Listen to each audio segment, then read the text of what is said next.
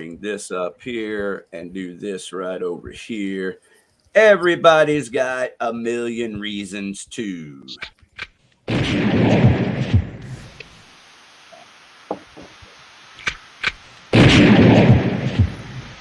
Everybody has a million reasons to blow your brains out with Ricky Warden, that's me, and Dave Jarvis.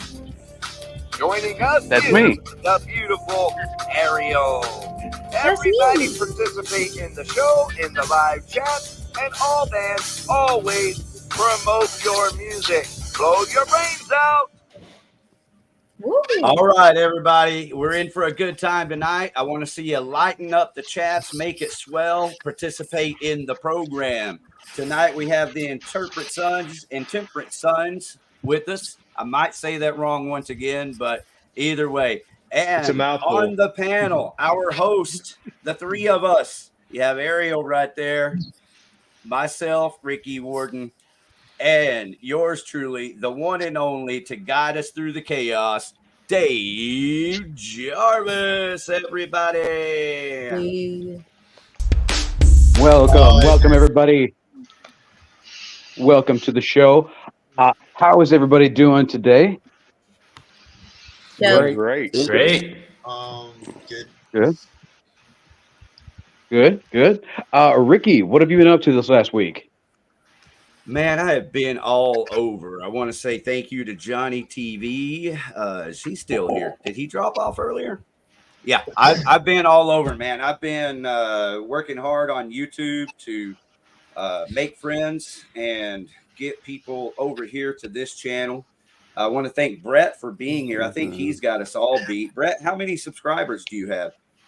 I really don't know. Outlaw Video TV has 2,600. I think last time I checked, I had like 5,000. Yeah, But yeah. So you're looking at a real. We're looking at a real YouTuber here in this gentleman, Brett. So everybody head on over to his YouTube channel. If you think about it, Brett, drop the link in the chat so that everybody can go over there. And I can also make you a moderator in the chat so that your link is live and people can just click on it and go to your YouTube channel. So that goes for everybody. Drop your links in the chat. How have you been doing this week, Dave Jarvis? Oh, I'm quite well. Currently, I am reading the book, The Subtle Art of Not Giving a Fuck. And it is a beautiful book. And it's basically saying that in this life, we only have a certain number of fucks to give. So make sure that you give them properly instead of using them on shit that isn't worth giving a fuck about.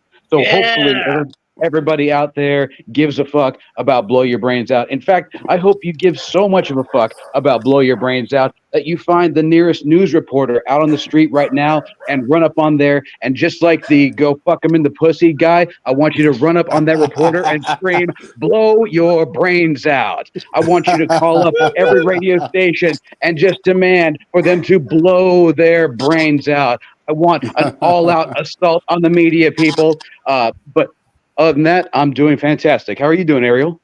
After that, I don't think that I can give any fucks after. So, no, I'm doing great. Making it to Friday, friends. Excellent. And how are the Intemperate Sons on this beautiful, very dark evening? Fucking fantastic, man. Yeah, we're doing good. Excellent. Doing amazing. It's a great response. I love it. Can't wait to play Friday. Woo-hoo. All right. So we got a show on Friday. What is going down on Friday? Six Springs Tavern with Against All Odds, the Intemperate Sons, and Flash Mob, which they're buddies of ours. They're really fun to watch. So, but we obviously can't wait to play with Against All Odds. So it's going to be a great night of original rock and roll. Oh, yeah. Excellent. Have y'all played there before? Yes. Yes, we have. And how did you find the accoutrement? It's great. The sound is really good, especially on stage, which is, a nice addition here locally. And the venue's great. The stage is amazing. You got a nice green room in the back, so it's great. It's good, and it's centrally located in you know, in our burg, which we're up in Collin County, so that's awesome too. You know, we should have a bunch of friends come out to see us. Yay. And Brad, Very good. you know, Brad, the owner, Brad and Carrie, they only showcase original music there, which is a rarity these days, you know, Right. Right. in venues. So Yeah. I love that. That's awesome.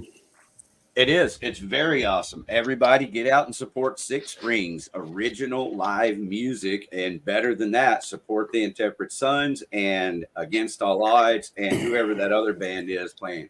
Flash mob. No. Flash Mob. Oh, yeah, them. Now, I know they're not the huge fans of the cover song Six Springs isn't, but are y'all a fan of the occasional cover song? We are. Yeah. We play a couple of covers every now and then. We are usually one in the set. We actually just recorded we just started recording another cover for our second album. But usually we play Dead Flowers from the Rolling Stones, but kind of a little sped up and a little heavier. Won't forget to put roses on your grave. Right. Exactly. Now, do you have to ask permission to record that since you're going to be selling it? Yeah, well, I mean, we'll have to get some sort of digital distribution license, but we're going to record that for our acoustic album. But we just finished, or we haven't finished. Max has still got to lay vocals down and some other things, but we just recorded a heavier version of Nirvana's "Dumb," Ooh. which oddly enough, you know, kind of goes with, I guess it's the 30th anniversary of that album. So I didn't even realize that when we chose that song, but it's going to be heavier. I mean, that they didn't record that song very heavy. We recorded it heavy. So. Ooh, here's a good one. Where was everybody when In Utero came out? Did you buy it that first week? I did. Jake and Max weren't born yet. So I was maybe a fetus at that point. I couldn't walk. How many band members do y'all have? Got four. Four? Yeah. 2 guitars, lead singer, bassist, and drums. Very nice. Mm-hmm. Max does double duty. I always wish that I can play and sing at the same time, but my brain's just not capable of doing both. it's just practice. That's all you got to do. You know, That's what they say. you got to figure out where to cue up the whatever it is that you're playing and when to sing. So True that. We Max is our lead singer. Of course, Jake actually sings Dead Flowers when we do play it, but we all sing harmony. So there's three of us sing harmony. So me, Jake, and Max. So. That's right. Hank, what are your thoughts on Dead Flowers? You a fan of the Rolling Stones?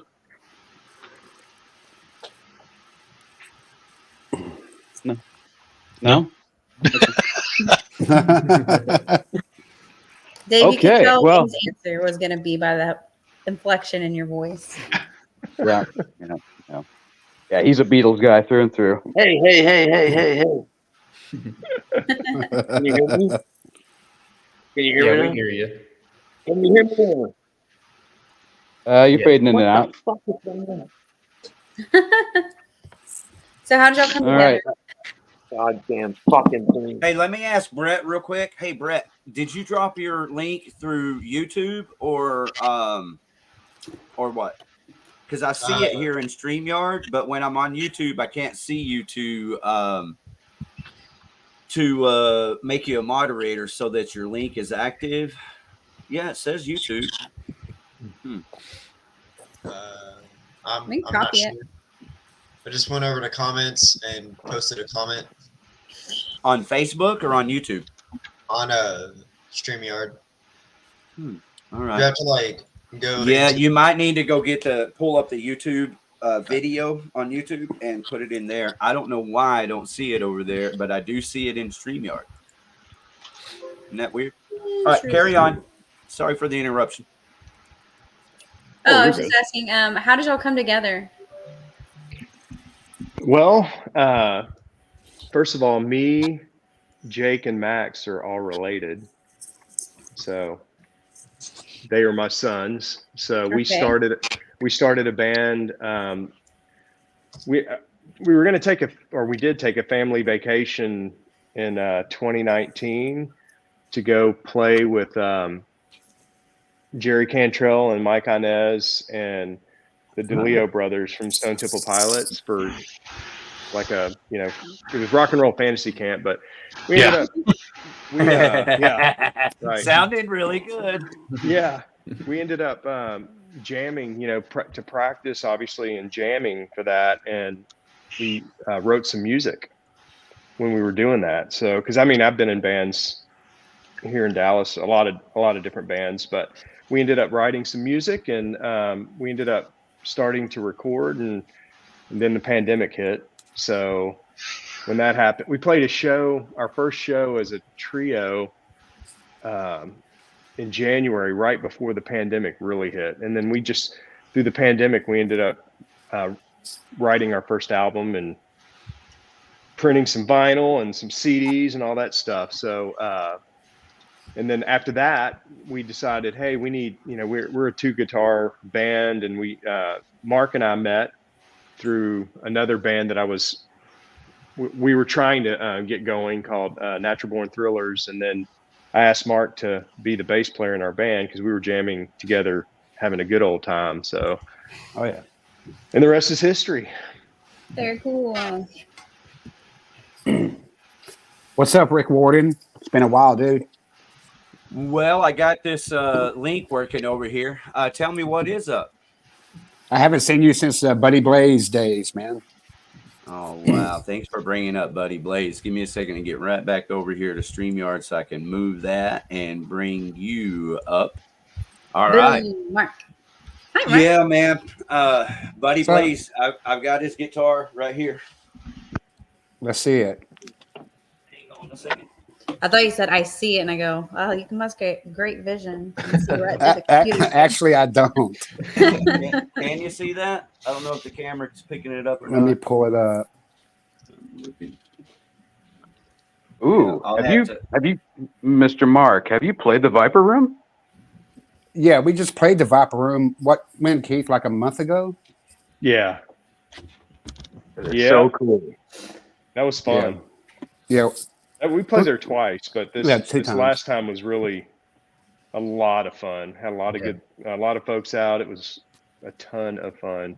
Mm-hmm. Although we all got sick on the on the way home. We all got the flu. So, but at least it wasn't COVID, I guess. So. Right. It's like all the same at this point. Thanks to Max. Max, you look like you're in the witness relocation program. Yeah, what's going on? Like Yeah. Just on my couch. The darkness. He likes the darkness. I get it. There we go. I That's like not it. It works for I'm him. having to be very careful while I do this. Just got home from work anyways, so. Oh, okay. Nice. Using all of my talents here. All right, there you go. Because you brought up Buddy Blaze, man, I had to pay my respects always. This is a Blaze Dean ML.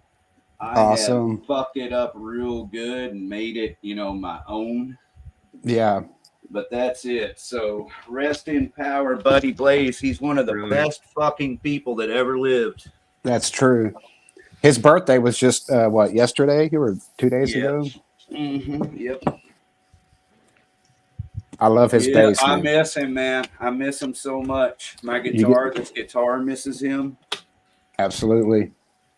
And so anyone who doesn't know what we're talking about, go look up Buddy Blaze and Buddy Blaze Guitars. He is a living legend from right here in Arlington, Texas. That's right. Thanks for bringing him up. Absolutely. Oh, yeah. What's he up to these days? He passed away. Yeah, man. He died just a little over a year ago, right? Aww. Yeah. Yeah. Yep.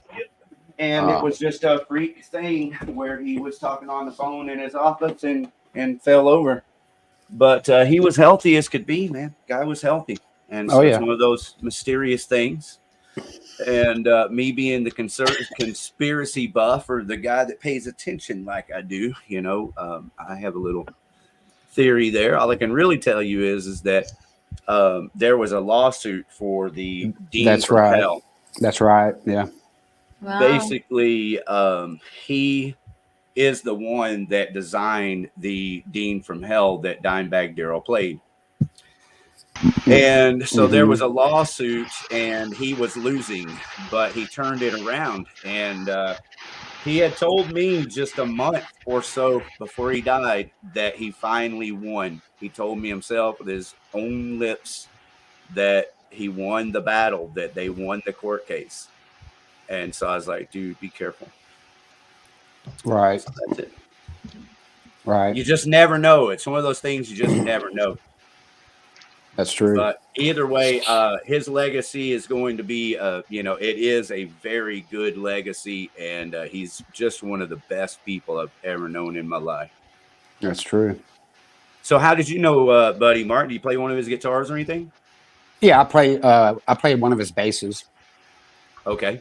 Absolutely. Cool. Yeah, that band or Natural Born Thrillers. I was in Gun Hill and Natural Born Thrillers, and Abe Mendoza played a Blaze guitar. Man, that thing sounded great. We played some Buddy Blaze showcases when we in that band.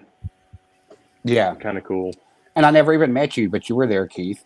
Yeah, you've been. Yeah, he did so much for music. He wasn't just a guitar maker, a luthier. Yeah.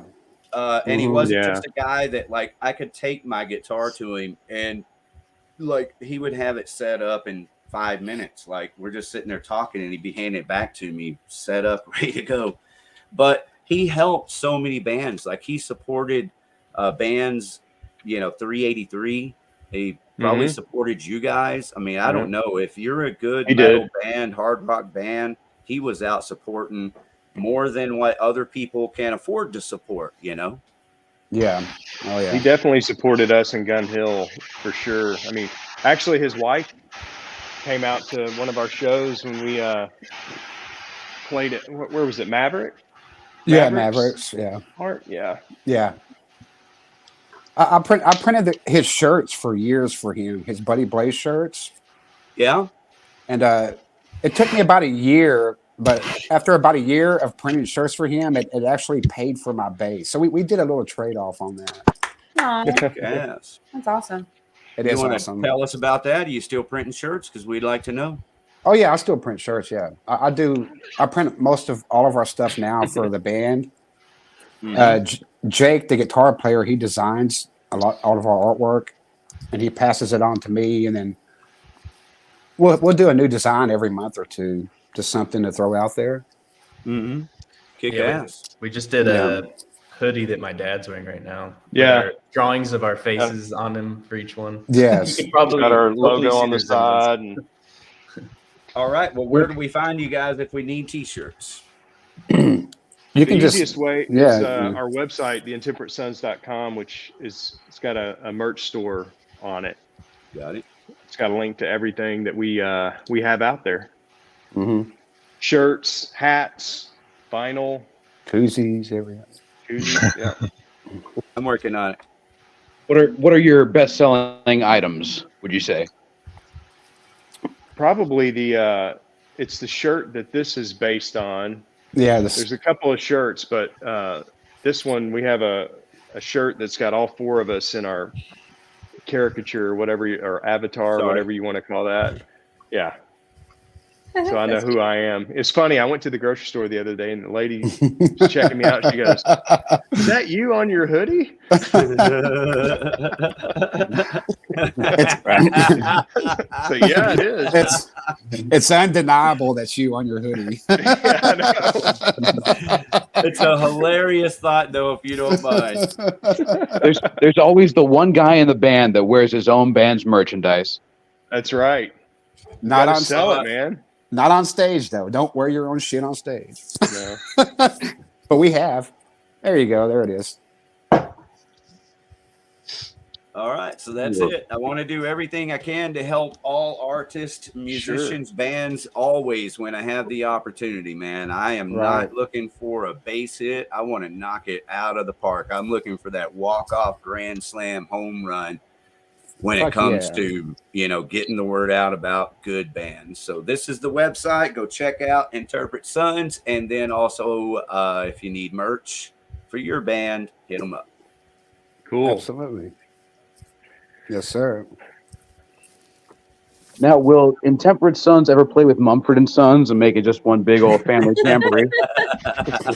No, man, they're a rival gang. The Jets and the Sharks. I got you. That's right. It's the Hatfield and McCoys or whatever. Let's do it. Let's do it. I'm always ready for a rumble. Let's go. Y'all just gonna dance fight in the streets. I love that. All I know is I got Rick Warden behind me. He's about 7 foot tall. He's got their ass. Don't you? That's Rick? correct. He's got my bag. He's got that dandelion strength. I was just gonna say too, if I'm dancing, I'm losing. So hey, if there is a band playing, you know, I will. You know, I hate to say that I'm the guy that rules the pit, but I won't take no shit. You're not gonna you're not gonna abuse me in the pit. Hell no, you're not. well, you know, Rick, they can run between your legs. You know that, can't you? Sometimes. Just swing around. Back in the mid-2000s, it was very customary to like split the crowd right in half and have them just charge into each other like Braveheart. But I'm thinking these days, maybe they charge into each other and start swing dancing. Yeah. Just throwing that out there. Now I thought that's what it was then. I know the last few I was in were that way. Yeah, I got a mean jazz square. That's all I can offer you. That'll come real handy in the pit. Oh, super. Yeah, well, the idea is I'm not looking to fight. I'm not looking to be damaged. I want to be, you know, like I usually know all the cadences of a song. I know the leads. I know the words. I want to sing along. I want to have a good time. But I also like to run around in circles and, you know, act like a monkey too sometimes. Get that energy out. Sure. That sounds while like I'm doing it, I prefer not to have my head knocked off blindsided. Right. Cool. You can come at me, but just don't blindside me. That's really where I draw the line. Don't blindside a motherfucker in the pit. What's the pit situation for Intemperate Sons? Y'all get a lot of action in the pit? Stage diving flues. we no. Actually, you ever seen that Pantera video? No. we do have songs about you know, crazy ass shit. I guess, you know, we got a song about doing LSD or whatever. Right, Max? Or whatever. How about that whatever? Yeah. All right, so he's drawing Max into this. How you doing, Max? I'm doing good. Just You want to tell us about that song? Like, what's the title of it? it's called Going Crazy. And on our first album, the only album we have out right now. And yeah, me and a couple of friends, we did a couple tabs. I think it was like 3 each, so you know, quite a lot. Earlier today? Oh, yeah. Oh, you're just microdosing now. Yeah. This was probably back in 2017, so I was 17. And I didn't know this, by the way. So. And my friends had a great idea to go into a forest, but it was like 2-3 in the morning, so it's pitch black. And there's a creek down there. There's spiders. There's like, we can hear coyotes like howling in the distance. So it just turned into a bad time real fast. At a certain point, I could feel like tree roots spiraling upwards, like, pulling me into the earth. It was the worst experience I've ever had. So Made a good song. So you write a song. Yep. Oh, And So how so long did you that? play? Are you a guitar player? How long did that trip last? Probably 12, 14 hours. It was a long one. Jesus. It's about right. Yeah. Yeah, fuck that. That's why I smoke pot, man. Fuck all that shit. Proud of you, man. I've been self-medicating since I was a teenager too. I mean, I think I'm about to roll one right now. Hey, And as honestly, it turns out, it was the right drugs to be taking. And honestly, Right. you made the right decision by not staying in the house and watching TV or getting on a roller coaster. At least you went to nature, which is where you should be when you're on a mind-numbing experience. Right. It was definitely Yeah, mine. just feel those roots spiraling up your body. Yeah. Spiders in the background, Spiders. coyotes howling. And One time, a huge group of our friends, we all did shrooms, except one of our friends did acid, and we all watched that movie Toys with Robin Williams. Worst fucking decision ever created, because there's that scene where they're all like talking and the walls come in like Tetris and shit, and they all have to climb on the table because the walls are closing in. You have not witnessed terror until you've seen like 13 grown men screaming like girls at a TV. Oh man. That's great. Oh shit. I did that with Alice in Wonderland. Oh, Brett, why would you do that? When the Cheshire Cat came on, I was with my girlfriend. I was like, "Babe, make it go away." She's like, "I can't." Oh, I can or I man. won't. Now, do y'all prefer shrooms or acid? Depends on who's making it.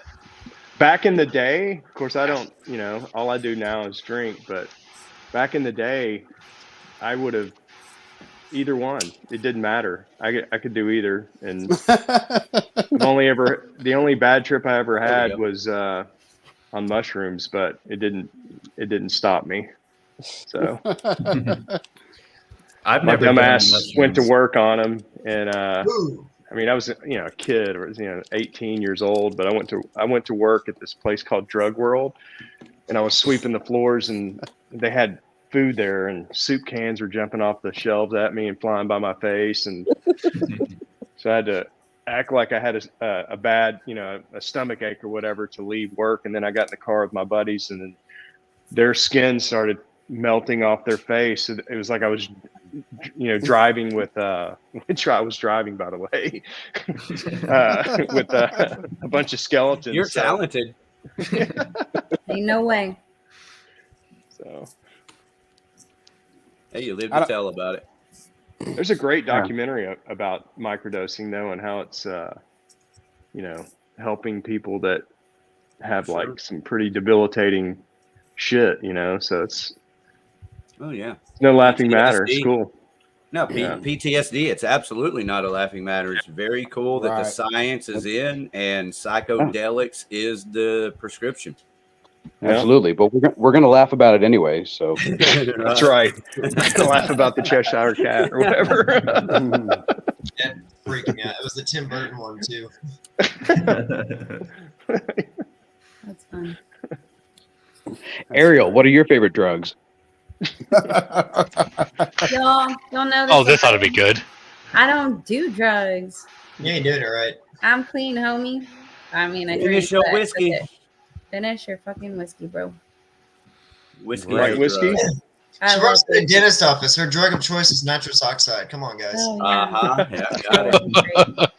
I hate the way that stuff makes you feel. Like you're just. I guess I don't like not being in control of my own like senses, and so the only time I was ever under nitrous, I literally laughed my ass off. I couldn't stop laughing, and I understand it's laughing gas, but it was so uncontrollable that it take me off of it. They're like, "All right, no nitrous for you, brother. Move along. You cannot handle this." I couldn't. I just can't. I relate because I don't do drugs either. You No, I just can't don't. do it. I can't afford them. No, I've never done, like meth or, hard drugs. because I agree. I like to be in control of my shit. Yeah. Right. I'd be. Oh, but Ricky, you got to try meth. I did, and since I'm hyperactive, it's like DTM. I got friends that are like, "Oh, dude, you gotta try this DTM." Like, bro, my body produces enough DMT naturally. Like, if you only knew how I enjoy life. I'm gonna try. There's an effervescent glow on everything I see. You don't want to be a part of it. That's right. Not straining my eyes to see the lights glare. Right. It's always low key scared to see how I am on any kind of drug because I have a very, very hyperactive as well, and I have a very overactive imagination. Yeah. So well, I can't imagine. Since we're talking drugs, can't imagine. Drugs. All right, so since we're talking about can't imagine and drugs, and I want to encourage everyone to become addicted to blow your brains out, we have memberships available now. Look at that segue. Yeah, I made it at 99 cents, so you can get in at 99 cents. Look here, gifted 5 Outlaw memberships. I don't really know what that means, but thank you, Lady Luck. Somehow, some way, someone can get a free membership from Lady Luck. You just got to ask her there in the chats, and she'll tell you how to do it. Or That's sweet. maybe Johnny can tell us how to do it. But but you have to guess what her favorite drug is. Right. Perfect, Lady Luck. I'd imagine if it's anything like other streaming platforms, it just randomly distributes it to whoever's in chat. And for the record, I'm not trying to raise money to pay my bills here. If we raise money, hello. That's somebody's vibrator, right? Yeah. They just put the batteries back in. Hold on, it's slipping out of my ass. Hold on a second. Make them chargeable now. What's up, Johnny TV? Hey, Lady Luck is one of the best ladies that you can ever meet in life. She is a nice person, and she's a big supporter over there on Johnny TV show. Now she's a big supporter over here on Outlaw Videos, and that's what we're trying to do. Is we're trying to spread out all of our people out to come over to each show and enjoy each other's shows. You know what I'm saying? And so, like your show, Outlaw Video, I love your show. That's why I'm here every week. And I love all your panel guests. Your panel guests are rockers, and I have a lot of respect for rockers, dude. And thank God for all your team, Outlaw. You know, you got a good team there behind you. Thank you, Johnny TV. You're right. I could not do it without Dave, Jarvis, and Ariel. I could do it without me. Just one less cute person. How do these memberships work? How do people get a free one from Lady Luck? Do you know? I was asking you, Johnny. Are you asking me? Yeah, Johnny TV. How do you get a free membership from Lady Luck? It says gifted 5 Outlaw Video TV memberships, and I want people to snatch those up. Usually YouTube picks the people that the membership goes to. Okay. So YouTube is the one that picks them out, and I don't know how it works because when I still get memberships, I'm wondering how these people that don't even watch my show, they're getting memberships. Yeah. So YouTube's the one that picks them up. Yeah. But you still get paid for them. You still get paid for all your memberships too. And bills matter. Yep. Bills matter. That's what Lady Luck said. Bills matter. So. Well, so basically, let me sum up this membership real quick, and that the more people who give us money, the more we will go out and drink beers with bands and make videos and share them with you. Sound good? All right. And then so even better or just as cool as that, any kind of support, just being here, liking the video, sharing the video, you guys taking the time to be here to do the interviews makes it all worthwhile. But we have to give a major shout out again here to Lady Luck for It's another $50. Yeah. Miss Arkansas says to the OPT and the form in the join the button, desktop only mode coming soon. Viewers can click the join button three-dot menu, gift settings, where they're all see option out to editable. There it is right there. Enable. Yeah, y'all read that. It's in the chats. If you have questions, ask Arkansas. She is our moderator, our main moderator and friend. And she'll answer it right there in the chats, and you'll get you a free membership. Hey, Ben, look, it's Vane.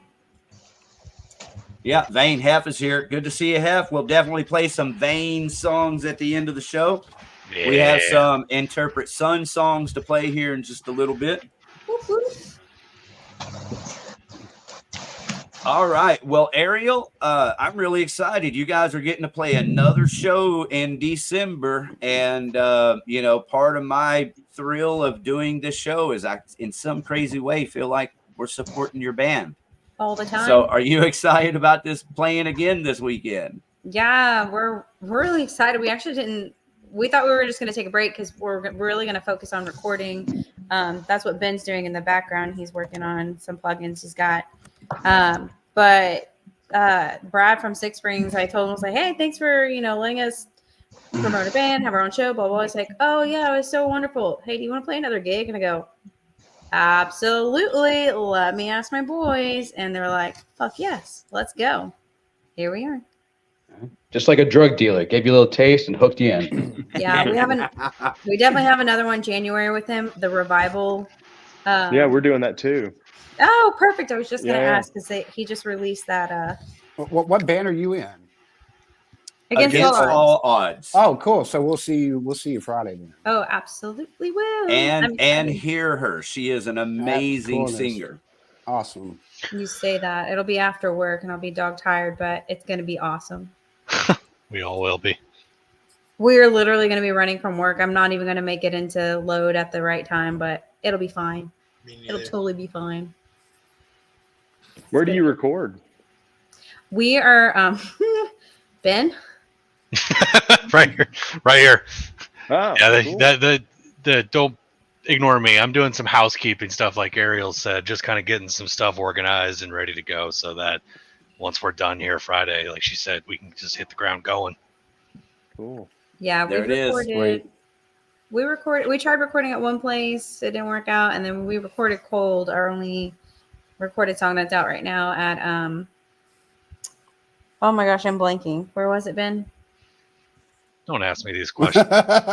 Empire Studios. I am terrible. Empire. Empire Sound. I was just there. I don't know. We recorded the kitchen. That's where we recorded. I mean, we've got everything. Our first album we recorded there, and then we just finished, or actually we've almost finished recording our second. So we got 20 songs that we've recorded there thus far. Oh, that's cool. Good place, yeah. I guess you like them all right. At first I thought you were talking about your kitchen. No. And then no. Whatever works. They're down on Garland Road. It's John Painter. I think he's recorded Erykah Badu. He's recorded some other Dallas, based folks, but he's got a great little studio there that, I mean, he can backline everything. So he's got drums, vintage guitars. I don't think on our first album that we played the same guitar twice, just because we walked in there and played whatever he had. And for the most part, it's been the story on the second album too. And then we get our stuff mixed from Amir DeRock, who is, I know him from Rough Cut, just because I was a big Rough Cut fan back in the 80s, but he was in Orgy and now he's in Julian K. So very cool. He does all of our mixing, and he produces for us too. So that's very interesting. I know who he is. Yeah. Good guy. He's a really close friend of mine. We're also on his label as well. Yeah. Rough Cut was a Ronnie James Dio, Wendy Dio managed band. Absolutely. Yeah. Actually, it's funny. I'm from Shreveport. Actually, me and the boys are from Shreveport originally, and their drummer was from Shreveport. So I went to high school with his nephews that ended up, one of which was a roadie for them for a long time. Now he's a big production guy for, I think, Live Nation or whatever. But I think he was a drum tech for their drummer for the longest time. So, Dude, is Shreveport still crazy? I remember when we used to play there, like in the I remember we played a show out in Shreveport and we couldn't find a hotel. We finally found one at like 2 a.m. and we got there and it was a crack motel. And so we show up there and you just see, you know, all these, you see eyes, but you don't see bodies, and they just scattered along the sides. But then when he realized it was like when it was like 50 disgusting rednecks, they were like, "Oh, okay, we'll leave them alone." But then like we crashed out, and like somebody woke us up at like 7 a.m. and was like, "Yo, somebody got shot. I think they got killed. We need to leave." So like bunch of us just file out. We're all hungover and shit, and we look over and there's a body in a bag, and some lady holding in a gunshot wound from her stomach, just giving it to the cops. "You motherfucker! Don't you see what the fuck is this, that, and the other?" And yeah, so that was my experience with Shreveport. Wow. Fun place. Wow. Yeah, we have not played there in the Intemperate Suns yet, although we're again, we're from there. I've lived in Dallas for 20 years, but I think we're going to probably go back there and play this place called, I think, Strange Brew, which one of our label mates and a good friend of mine is the lead singer for Edema too. He's also the lead singer for Julian K. They just played there last month, I think it was. So we're gonna go back there and give it a go. I've still got a metric shit ton of friends there that will come out and see shows. So looking forward to getting back there, but not getting shot or killed in the parking lot. That's the goal. Good man. Pretty low bar. Yeah, it's a pretty low bar, but a good show and not being killed. That's good. Well, as far as the places that you don't get shot at, where are some of your favorite cities to play? Oh, well, low bar. LA is great.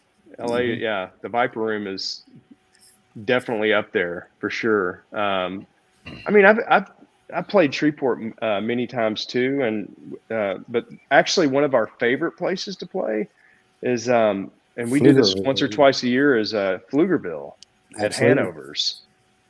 They do. That's like towards is that towards Austin? It is. It's North Austin. It's kind of close to Round Rock. Yeah. Okay. So it's a great little kind of town square walk-up bar or whatever, and it's a nice venue. It's got really good sound.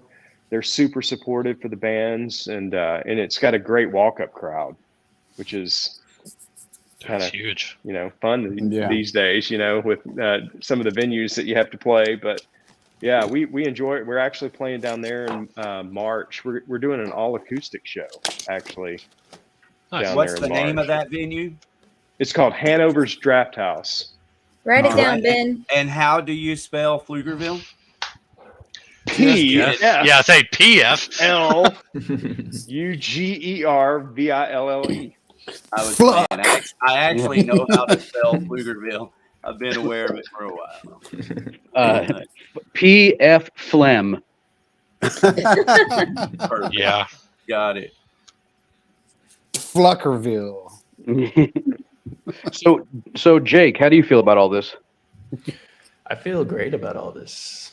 Good call. Yeah. Oh, good. I'm happy that you're happy. You look chill. All right, She Dance. Is that Hanover's Draft House there? That's it. Yeah, there's Hanover's. Yeah. They have all kinds of shows. Yeah, they play they're a venue that plays all types of music. It's not one genre kind of scenario. So they have everything. And they'll book metal bands. They will.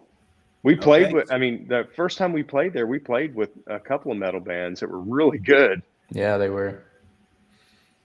Knuckle Sandwich. That's great news. Yeah, Knuckle Sandwich is good. all you artists and bands looking for gigs to play and wanting to go on tour, take note of these venues. You got Hanover's Drought House right there in Pflugerville. Then you can go down to Austin and San Antonio and do a gig and get back in time for work Monday. That's right. Nobody wants to go to work. Don't mention that. Oh, yeah. Right. Well, also, there's this other one I want to share again in Shreveport is the Strange Brew here. That's right. So thanks for turning us on to those venues. You bet. We'll let you know on that. I'm hoping to get in there and maybe in March or in February. So I've been talking to the guy that owns the place, but that books there, and so it's looking pretty promising. So what does an Intemperate Sons after party look like?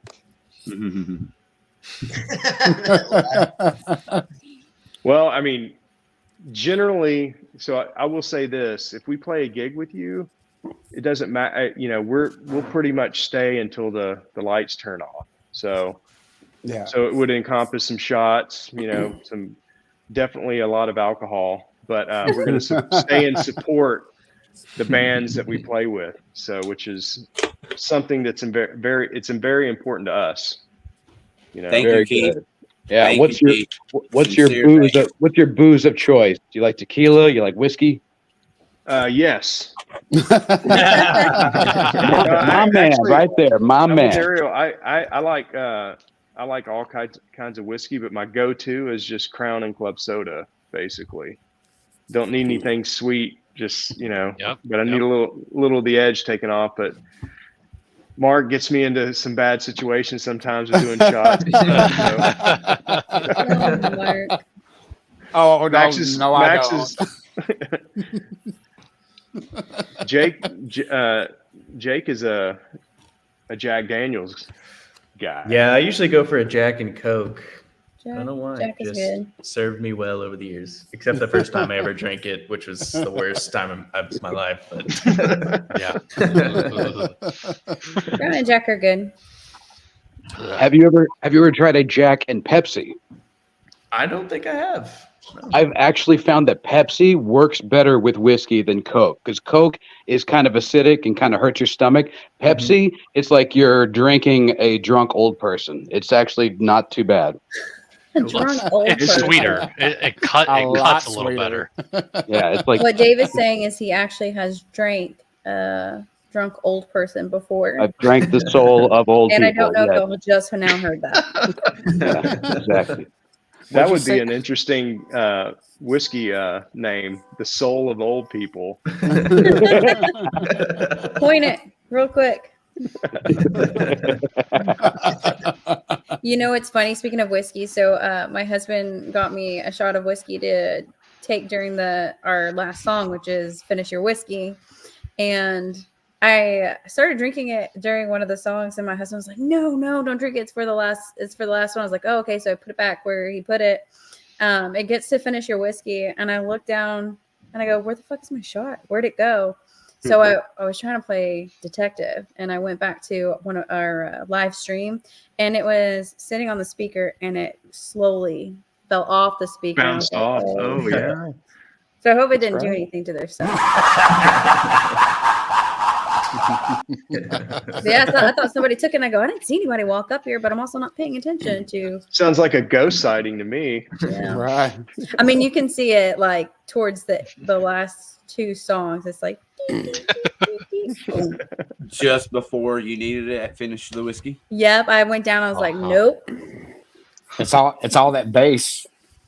That's right. Speaking of bass, Jared, our bass player, just blew his amp. His cab. His cab. Sorry. Yeah. Semantics. Yeah. The mic. Yeah. It definitely sounded like that, really, really nasty wet fart. And you're like, something's wrong here. And then it just goes pop. You're like, yep.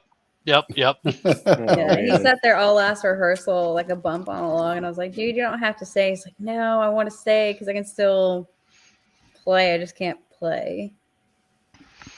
Poor guy. Can always go DI into the PA, I guess. Yeah.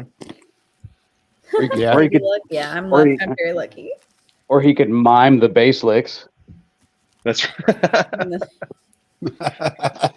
In the basement. That's one of the big disadvantages, I'd say, you know, in our situation. We're a one guitar band, so Yeah. if anybody drops, all of a sudden it's like, oh shit. What do we do? We've had Ben broke a couple strings at our Reno show. Ugh. Not one, two. Yeah, Two well, strings. Now, what do you do? What do you do in that situation? Just keep playing. Just keep playing. Yeah. Just keep. I've, We did great. Yeah. That's We true. sang the next song, I think, YBR. We sang Yellow Brick Road in like a lower key, was it? Yeah. Or no, that was, we were playing Lonely in Love at that time, which is a song we haven't played probably since Reno's. And we just transposed it on the fly because it was a standard song. And just, I was in between. I was in the market for a backup instrument. And all I had was my 6-string to supplement. So we had to transpose on the fly. Yeah. Ben goes, hey, do you think you can? I was like, yep, absolutely. Let's go. And he's like, you don't even know what's going on. I go, let's do this. It worked out great. Which is good because that's going to happen probably way more than you'd expect. We do this thing where if we need a reset, we just T-pose. Everybody. Yes. That's a great thing about being a drummer. It's easy to transpose on drums. It really is. Brett is our drummer, and he's our newest member, and he killed it. It was our first show together a month ago. Was that a month ago? Yeah, it'll be a month ago. On the 18th. Time flies when you're in a band. So, fun times. We have a Christmas song we're gonna debut. I'm gonna go take some weed. And I'm gonna go buy some. Oh, okay. Cool. Y'all want to Speaking go ahead and of listen music, to an Intemperate? yeah, do we have any tunes? I want to hear some tunes, man. Tune it up, bruh. All right, we've got this song queued up and ready to go here. It's called Dark Days Night by Intemperate Sons. Sweet.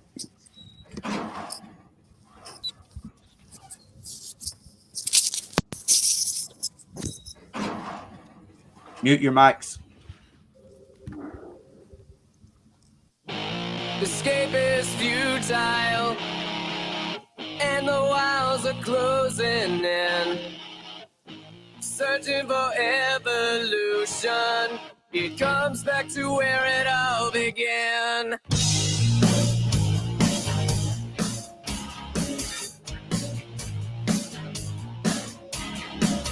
What we want ain't what we need. Running around with shaded eyes.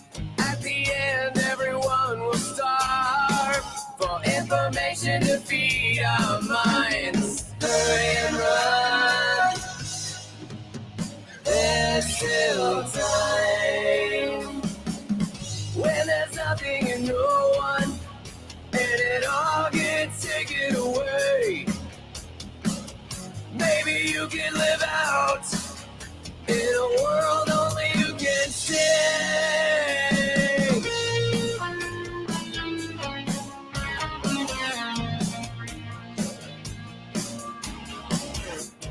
Rage is living where peace has no room. In an age of self-absorption, artificial flowers always bloom. Hurry and run. There's still time. Hurry and run. Dark days night. When there's nothing and no one, and it all gets taken away. Maybe you can live out in a world only you can see.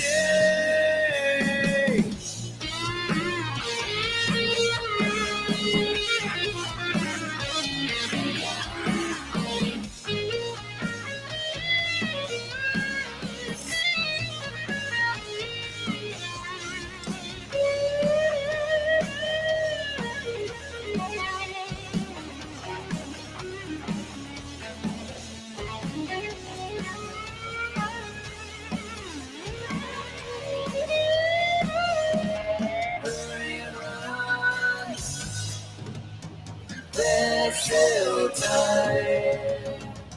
Hurry and run. Dark days, night. When there's nothing and no one, and it all gets taken away. Maybe you can live out in a world only you can stay. When there's nothing and no one, and it all gets taken away. Maybe you can live out in a world only you can stay.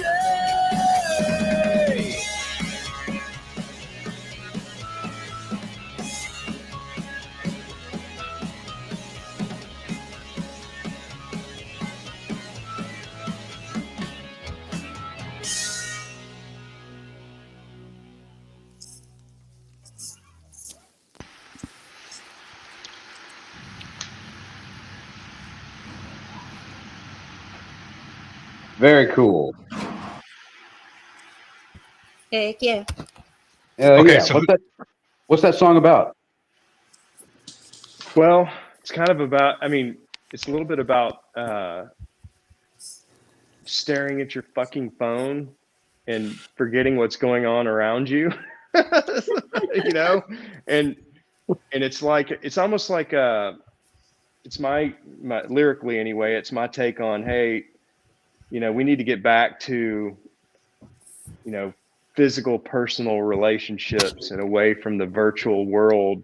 Otherwise it's going to be the end of the world, you know, with AI and all this other stuff. And it's kind of like it's a song essentially about the dangers of that, but also, you know, it's never too late. It's like hurry and run. There's still time. Right. So, So basically people are addicted to their phone, kind of like drugs. You know, or social media, it's you know, the keyboard warriors that, you know, like drama and shit like that. And, you know, it's all the crap, I think, that at least anyway, I do. I hate about that, you know, kind of balled up there, you know, everybody's, I think we're losing a little bit of empathy, if you will, for one another because of that whole scenario. You know, when I was growing up, you know, it's a meme now, but I mean, you know, if you unfriended somebody, you just punched them in the fucking face, you know. Right. Yeah, I guess you could still do that, but you probably get arrested, you know. Have any of y'all ever been addicted to your phone and then just been like, man, I spent too much time on this shit. I gotta cut back. Yeah, porn sucks, man. It really does. It's bad. I mean, really you know, bad. in my professional life, I got to stare in front of a computer all day long. So it's, you know, can't get away from it. I mean, it's there, but you know. Right. Now, what kind of porn do you watch to get you through the day? That was just a joke, man. But I know, but I'm running with it. Asking. You gave me an opportunity, and I'm running with it. Sorry, motherfucker. Well, I don't know. Stepmom is not too bad, I don't guess. You know, stepsister isn't too bad either, I guess you could say. I'm just joking. I don't know shit about it. You know? So maybe I can divert the question back to the song. You know what really sucks is when the phone keeps slipping out of your hands and falling down. It's really Yeah. So who's the Alice in Chains fan? All of us, I think. Okay. Basically, Dad raised us on Alice in Chains, and Yeah. I'm pretty sure me and Max probably listened to that almost exclusively for like the first 10 years of our life. I didn't listen to anything else until middle school when I finally got an iPod. And I would listen to Puddle of Mud, Chevelle, Mastodon, stuff like that. Yeah. Yeah, his first concert, I took him to Alice in Chains, Puddle of Mud, Chevelle. And right. He's 9 years old. Are y'all fans of the new Alice in Chains? Oh yeah. With William. Oh. I'm fans of them. I'm also fans of you know, William Duvall did he's done 2 albums, and he did this one album where he went in with some players and they recorded straight to vinyl, like live takes or whatever, just like old school. Weed, that some really good music. So. Oh yeah, that I get in a lot of arguments with a lot of people when, and it might happen here. People ask me, "What's your favorite Alice in Chains album?" Because I'm a huge Alice in Chains fan. I learned how to play and sing while playing their Unplugged record, so that's how I learned. But I tell people my favorite Alice in Chains record is Black Gives Way to Blue, and people want to fight me for saying that. I'm sorry, it just is. People need to get the fuck over it. It is, man. It really is. It's I mean, the thing for us is we're in. I mean, the Jake and Max's playing style is obviously influenced by that on the guitar, but the whole thing with the harmonies, and I mean that's the kind of stuff that gives me chill bumps. When if I hear any band that's doing 2 or 3 part harmony, I'm in right then and there. So yeah, my comparison was completely a compliment, because that's what I heard too. I heard the vocal work, I heard the guitar work, so that it was all complimentary. I didn't mean it bad. Oh, thank you very much. We've been compared to them and STP. We're influenced. One of Jake's friends said that we sound like a 90s, a 90s band obsessed with the 70s. Yeah. Got that 70s fuzz for sure. Yeah.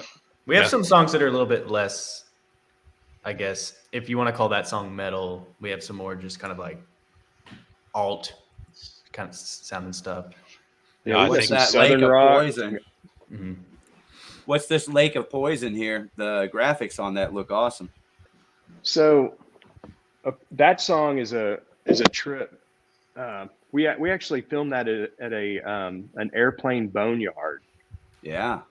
And it was all these planes that are out there for scrap and whatnot, or I don't know if they've had accidents or whatever, but so we filmed all of that.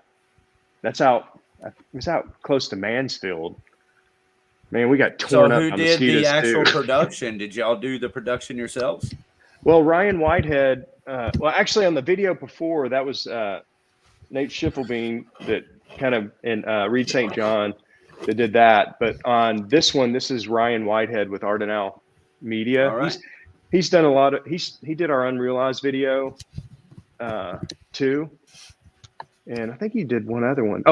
Game of Keep Away, right? Game of Keep Away. He did that one as well. So, all right. This one was fun. Go ahead and play this. Sure, go ahead.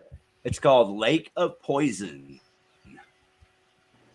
You know what? It helps if I unmute.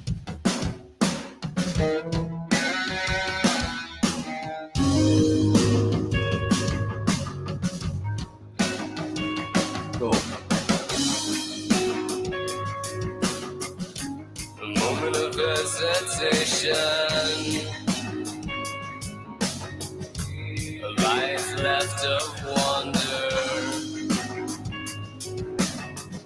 A beast inside my head comes to life alone, facing fears unknown, laughing at its intentions, falling further below into a lake full of poison.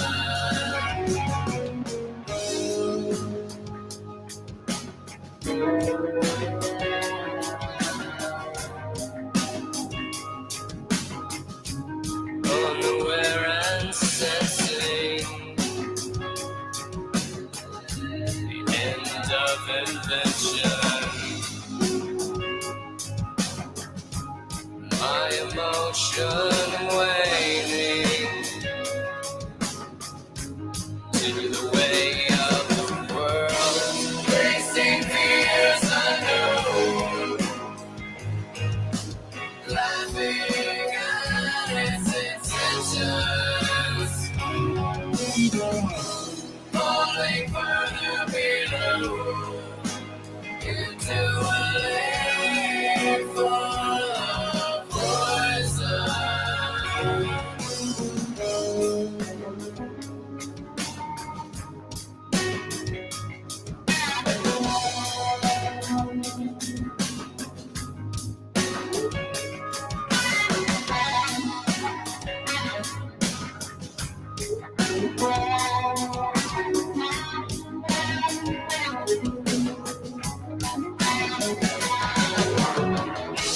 Facing fears unknown, laughing at its intentions, falling further below into a lake full of poison. Falling further below.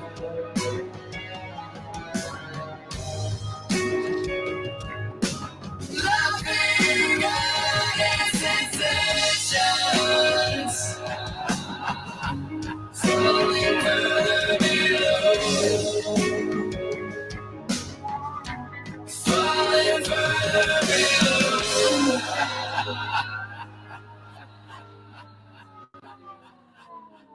I like that. I like that a lot. Good vibes.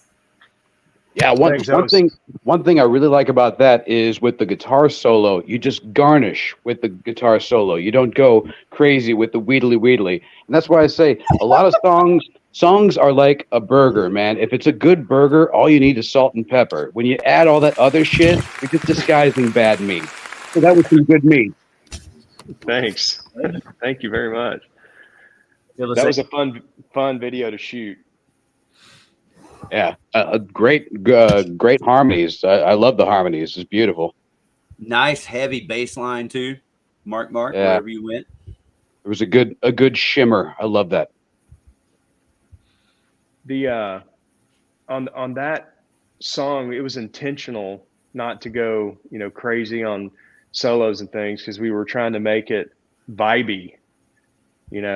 That's kind of our homage, I guess. I mean, you can still hear a little bit of obviously Alice in Chains in it, but it's our kind of homage to maybe Pink Floyd or something like that to make it kind of ambient and vibey and trippy and all of that. Yeah, we hadn't really done a song kind of like that up until that point. Usually it was just kind of rockers, but this one we were like, let's try something a little more groovy or something. That's right. Well, you done good, boys. You done real good. Thank you. Family. In the studio, Max is the one that, we do all of, harmonies together, but in the studio, Max does all the harmonies actually. So that's all Max on that. Are you trained in music theory, Max? Theory, yes. I need a vocal coach though. That way I don't blow my voice out before I'm 30. Hey, Jarvis. Yes, sir. He needs a vocal coach. Fuck that. Shit. You don't need me helping you with anything, man. You're good. Well, I appreciate I say that because Dave's a pretty good singer. What's the name of that book, Dave, that you recommend? The Subtle Art of Not Giving a Fuck. Oh yeah, I've heard of it. The one by that vocal coach.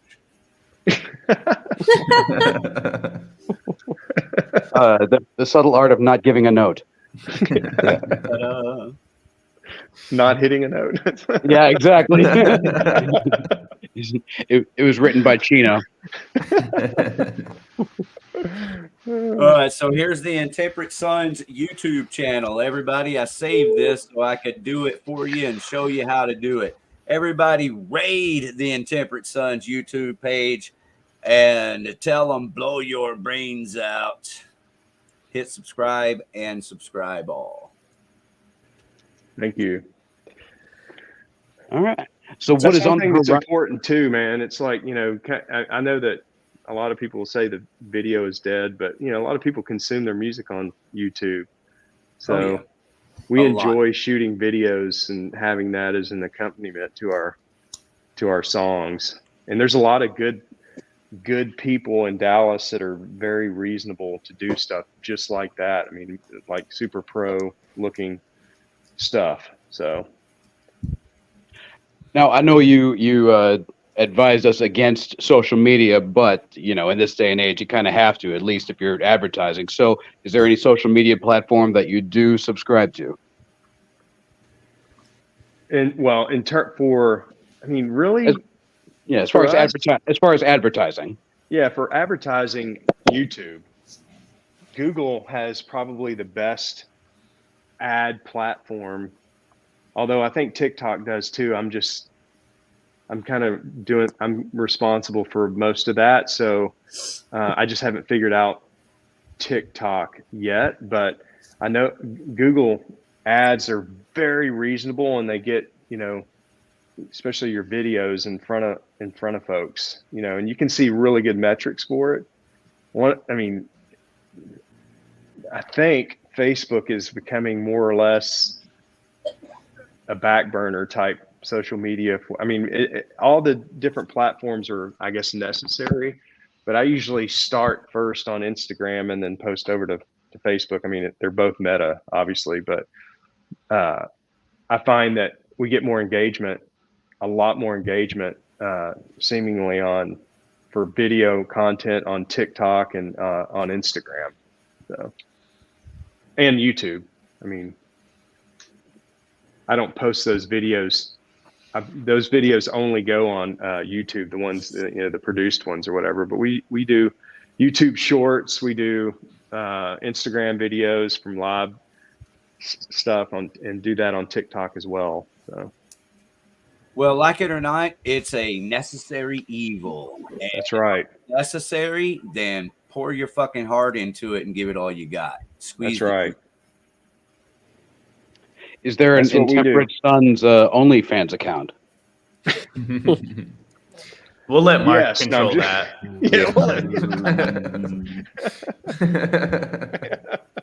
Hey man, there are people that are millionaires right now just for showing their feet. So just there's another avenue. Just I'm saying. I better do something with my feet then. Yeah, that's the thing with being a musician or in a band, right? It's revenue stream. So that's a market that I hadn't thought of till now. Thank you. Absolutely. Hey, Ben, pony up your feet. You too, Brett. No one needs to see the golden arches. You're fine. Honestly, the best social media is really just meeting your fans, having a drink with them, kicking it with them, Right. taking some pictures, and posting your flyers all over town. Word. That's right. Yeah, I think proof in the pudding of that is, a band that has been doing what they've been doing for, 30 years now? That shirt I'm wearing, everyone remembers Cannibal Corpse because they hang out with their fans. They're all down-to-earth people. It goes a long way. It's true. I have pictures with Cannibal Corpse. Yes, but I will say, Corpse Grinder came through not too long ago and talked shit about the Cowboys. And, that was the show, yeah. Apparently, some people got upset. So I guess if you're going into uncharted waters, don't talk shit about their football team. He knew what he was doing. Live by. See, we know that, but some other people don't know that. Yes, go ahead. Take him on. Yeah, that looks like a great idea. Yeah, no doubt. You want to talk about guys who look like they're going to beat your ass? Well, but then he buys a bunch of toys for kids. So yeah, he's a beast with a heart of gold. Yes, he is. Take it. Going back to what I was saying earlier, no matter what the size, if you hang around, it's all. It's about networking and having that personal interaction with people that were there to watch your show. That they took time out of their day to do that. No matter if it's 1 or 100 or 1,000, it doesn't matter. It's cool to hang out with them and let them know how much they mean to you. I've heard stories about how Dime and Vinny would get some of their supporting acts drunk as shit and then get them to play. and because they were so professional at playing drunk that they would just wipe them off the stage. Have you ever considered that as a social platform? I haven't, but I've attempted it. Sounds like Jake is and it considering didn't work very well.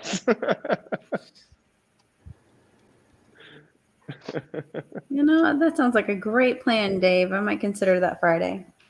All right, good. I'm glad I could help somebody. Just kidding. Good thing we're first. Yeah. Good thing we are first. Yeah, We're- y'all we're get here to- Flash Mob smashed for not being here tonight. Yeah, I did reach out to like all the people that you mentioned, Keith, and I also blew them up on their Facebook page. So, but nobody got back to me. Nobody even said no. So I don't know how you talk to those peoples, but I'm really sad. I know Mike and Bobby. I mean, you probably Bobby's a Blaze guy. I mean, he's got several Blaze guitars, but I know Bobby initially from, what was it?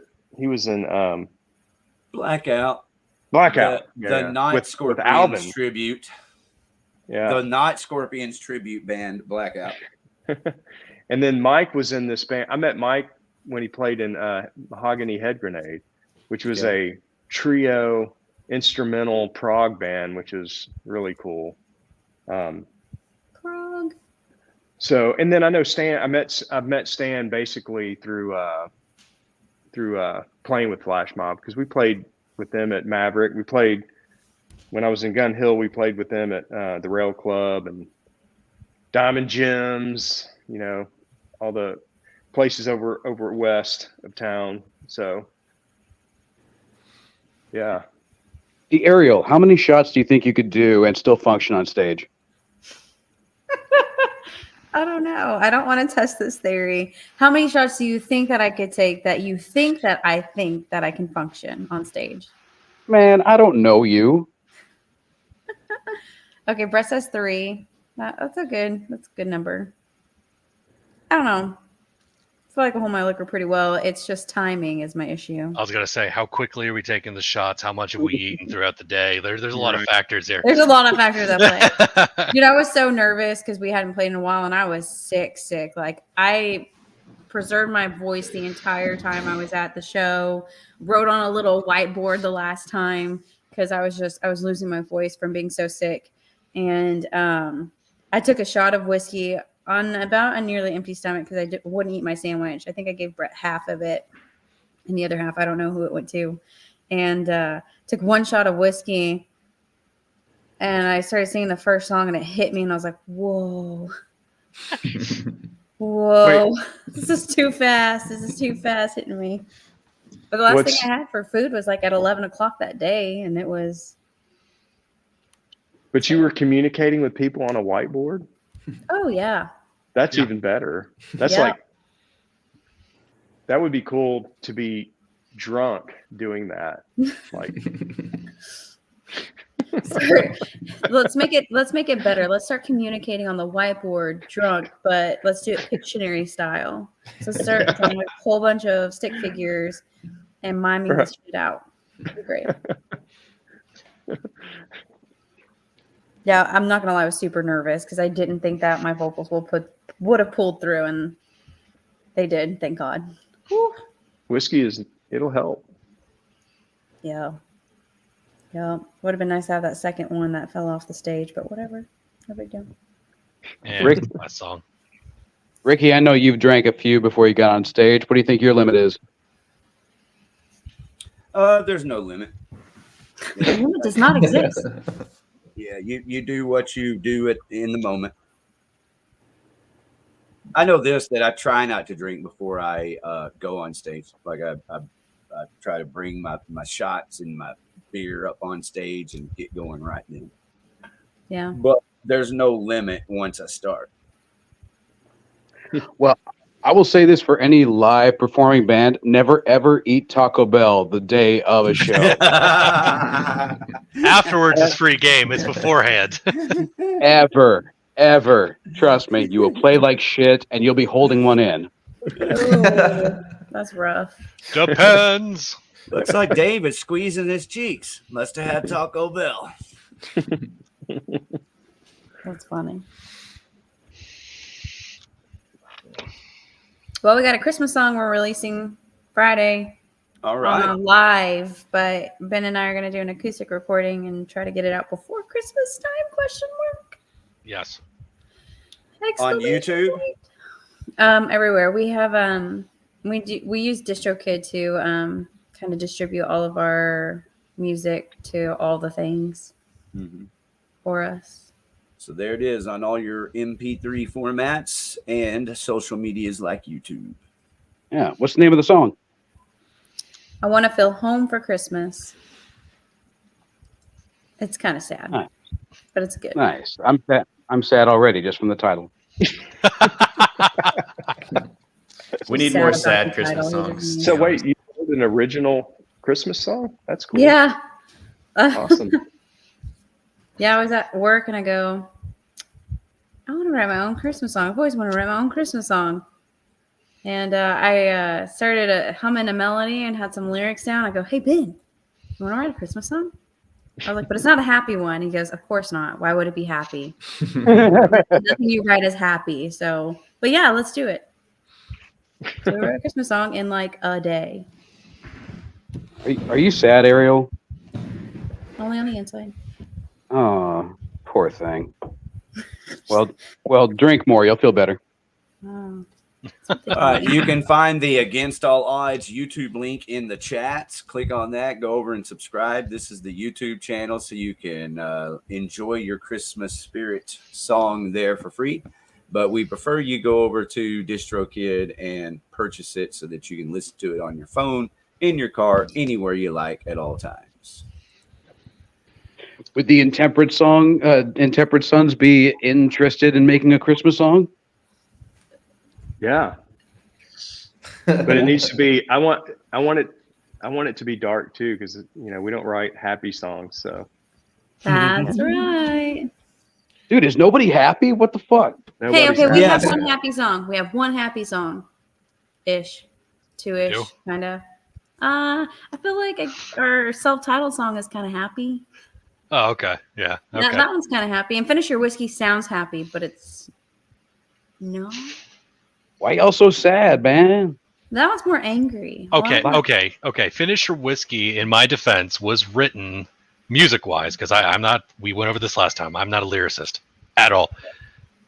Musically, Finish Your Whiskey was written half a bottle deep of Jameson, and it was motivation to continue and finish the whole bottle. So it was a very happy song when it was written. They're like 10 years ago. How happy were you after the half of the bottle of Jameson? Oh, I was great. Oh. Hey, Dave Jarvis, did you happen to catch this happy song today? This came out. We've got a local artist, Christian Shields, Raise 'Em Up. It's a good party, festive song. Y'all want to hear it?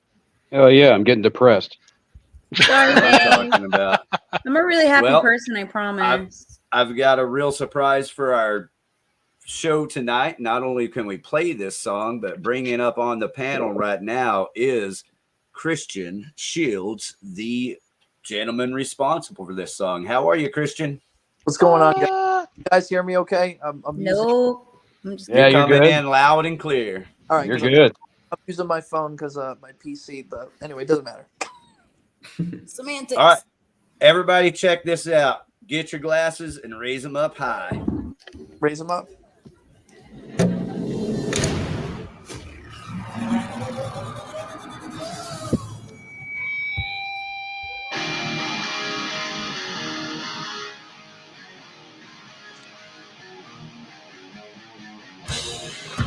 Yeah. We got a party now.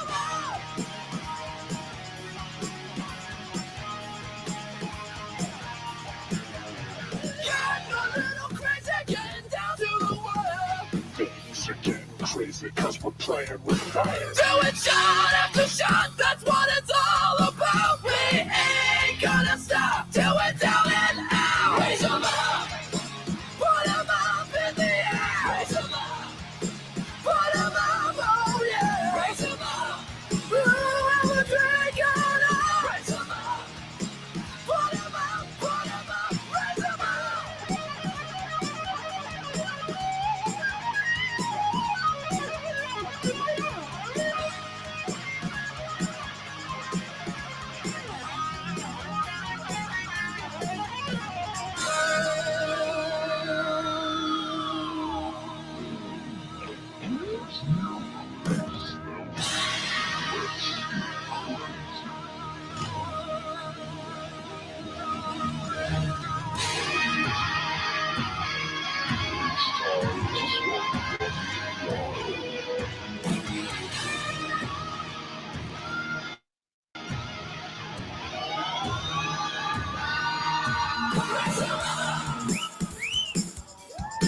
Raise them up, doing shot after shot. Raise them up,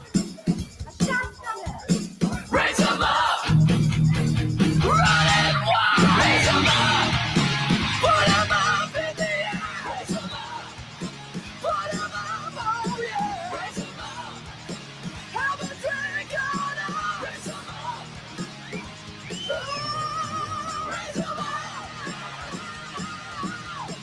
raise them up.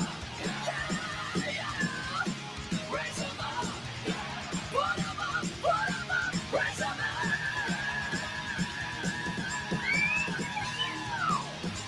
Woo! Oh yeah. Raise them up, baby.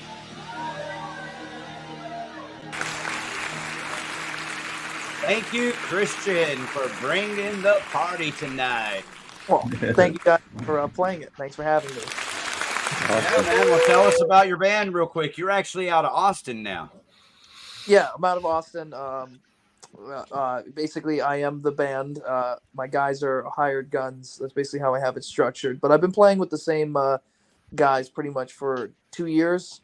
And, occasionally I have guys fill in, but that's pretty much what it is. I'm originally from Rhode Island, but I moved down to Austin 7 years ago. Nice. Excellent. Anybody got anything for Christian Shields? What do y'all think of that shit? That's a great video, man. Great song too. That's what's missing, man. Strippers. We need more strippers in videos. Go for it, Dave. All you. Well, we for the thought process behind the video is like, we wanted to try to make the director and the production crew that I hired, we wanted to make a video where it just seemed like a more like average Joe type party. It wasn't supposed to be like a college party or anything like that. We just wanted it to be like just fun, just so people could, like anybody's welcome. You know what I mean? I feel that. Yeah, because if that was a college party, you'd need a lot more Molly. Even that cop calling neighbor was invited. Ooh. Right? Like, Wasn't he coming over to tell you to turn it down? You brought him right into the party. Well, that's what it's supposed to be, right? It's for everybody. Rock and roll's for everybody. I always end every show or everything. I always say there's one politic, one religion, one creed that brings us all together, and that's rock and roll. We're the arms wide open. Nah. What Christian just said was one of the most poignant things I've ever heard on this show. Thank you, Christian. What you just said was fucking beautiful. Well, we need a new battle cry, or we need a new mantra when it comes to, rock. You get all these old timers or old farts, no offense to anybody, but they're all like, rock is dead. There's no new bands. But what I think the key is building culture. And if we look at some of our favorite bands from like the 70s and 80s and all that stuff, and even the 90s, those decades were defined, of course, there's other decades, they were defined by like a culture. There was like a certain, way people, dress, certain type of music and all that. So what I think is we need, a rallying cry, so to speak, for the troops of rock. So that's why I say, because it's for everybody. That's why I said there's only one politic, one religion, one creed, and that's rock and roll. So that's well said. Well said. Well, hey, Christian, are you going to come back in January? I think it's January the 10th. Yeah, we Spend can. a good hour with us. We can do. Yeah, I'll have to because I know this was kind of last minute, so I know I don't expect this to be like a long form thing. But yeah, I can. Like I know we were texting back and forth, Rick. What I'll do is I'll check the schedule and I'll get back to you probably within a day or so and let you know exactly when I can come back on. Yeah, let's line it up because we want to have you as our special guest. You're a badass dude. Loved your song. Love your whole attitude. Thanks for stopping by tonight. Of course. So I will leave you guys for now. Thank you for playing. I wanted to make an appearance, but like I said, I'll be back on. We'll coordinate, figure it out. But make sure you guys. Let me just say this last thing. Follow me on all social media. My website's ChristianShieldsRocks.com. Facebook.com/Christian Shields, X formerly Twitter.com, at Chris Shields 23, TikTok at Christian Shields 23, and Instagram at Christian Shields Live. And we can talk more about everything, in January. We will see you on all of those formats and have fun together, Christian Shields. Thank you for being the life of the party tonight. Oh yeah, rock on, brother. We'll see you next time, bro. Oh, yeah, man. Peace. All right, how about that? Very cool. I am loving I'm loving the music that we're playing tonight. It's all over the place. I love it. And we still have some against all odds. So no matter what happens, we're going to get in a concert calendar here shortly. You guys hang around and listen to Ariel's band, Against All Odds. We'll play a song of hers. Oh yeah. So what's on the horizon for Intemperate Sons? What y'all got for the next year? Well, we're basically we're playing obviously Friday, but we've got a couple of gigs lined up for next year, but we're going to spend for the most part January and February really trying to knock out some songs on our mostly acoustic album that we're going to do this go around, starting our third album, and then the full album will be released. The second full album will be released more than likely at the end of February, once we get everything in the can for that. So this acoustic album, does it lean more towards Zeppelin 3 or more like Jar of Flies? I would say it's both. Honestly, some of this, Jake has been pretty prolific in writing stuff for this one, so we've got a lot of ideas, and some of that some of the ideas kind of do sound like very Jimmy Page influenced. But some of the stuff that I write, because I actually play guitar too, not as well as the boys do, but some of the stuff I write is probably more, in the 90s genre, and even, Max is all over the board. I mean, you guys can speak to it, but I went down like a Crosby, Stills, and Nash rabbit hole like last month. So there's even some of like that kind of stuff in it. Sure. Ain't nothing wrong with that. Shoot. Yeah. Hey, Jake, how do you write a song? I'm not really like the lyric writer in the band that goes to Dad and Max, but I just kind of sit in front of the TV and just kind of like jam until I find something I kind of like. I typically, if I find something I like, I'll call it like a verse or something, and then be like, okay, what are two other parts that I can do to put this together? And then I'll record like a crappy little demo on my phone or something, take it to the rest of the band, and then we'll kind of like add lyrics to it, and then we'll kind of work it out before we take it to the studio. And then at the studio, it's kind of like, whatever happens. We usually don't have like it super planned out when we go to the studio in terms of sounds and stuff. I don't have it planned out when I sing in the shower or car either. Y'all say hi to Belle V. Thank you for saying something, Belle V. It's good to have you here. Nice Hello. to meet everybody. Nice to meet you. Yeah, we've been doing a little bit more, I think, in the last couple of songs that we've recorded, doing pre-production here at at my house because I have a little quasi studio upstairs.